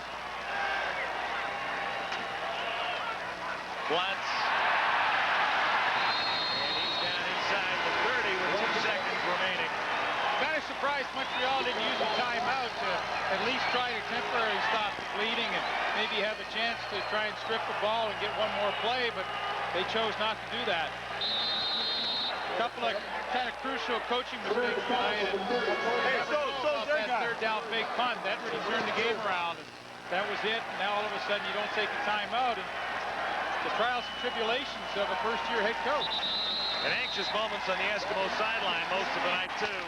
It was not a terrifically slayed football game for Ron Lancaster and company. 4 interceptions given up by McManus, a couple of fumbles, and 1 turnover on downs. And you still sneak out of Dodge with a 6-point win. What do you say? Well, I think you say that, hey, we'll chalk this up to early in the season. We're thrilled that we got the win. Boy, it was ugly. Did I say a 6-point win? It's a 3-point win. Eskimos over the Alouettes. The first renewal of their rivalry in 10 years. 16 Edmonton, 13 Montreal. BC Lions, Winnipeg Blue Bombers, tomorrow night, 8:30 p.m. Eastern Time. That is Saturday night. All all coming up right here live again. Glenn Suter will be at that game first. We'll talk about this first with Marty. Who do you like, very quickly? I'm looking forward to this game. I think BC will win the game. Winnipeg's a troubled team. Martin Patton's very upset now, the running back. Richardson's going to take his place. Reggie Slack's upset. And Cal Murphy, please don't call TSN and complain again. It's the truth. Well, I think there's a lot of dissension among this team in Winnipeg, and I got to give it BC Lions a hand over this one. And plus, they're supposed to win by 6, and I don't think that's going to happen. Wait a minute, this Cal Murphy feud with Marty. I mean, hang on a second now. Cal Murphy has brought in some talented linebackers, and Snipes is in there. KD Williams is in there. You got Clark playing linebacker, so it's got a good football team. And you know, my last word is I got to get going because I'm doing that game tomorrow. Glenn Suter is on his way to join Gord Miller for that game in Winnipeg. And once again, we will have it for you tomorrow night, Saturday night, 8:30 p.m. Eastern Time, 5:30 p.m. Pacific.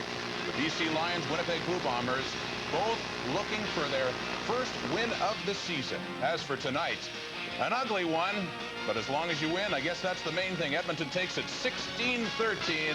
For all of us here, thanks very much for watching, and good night.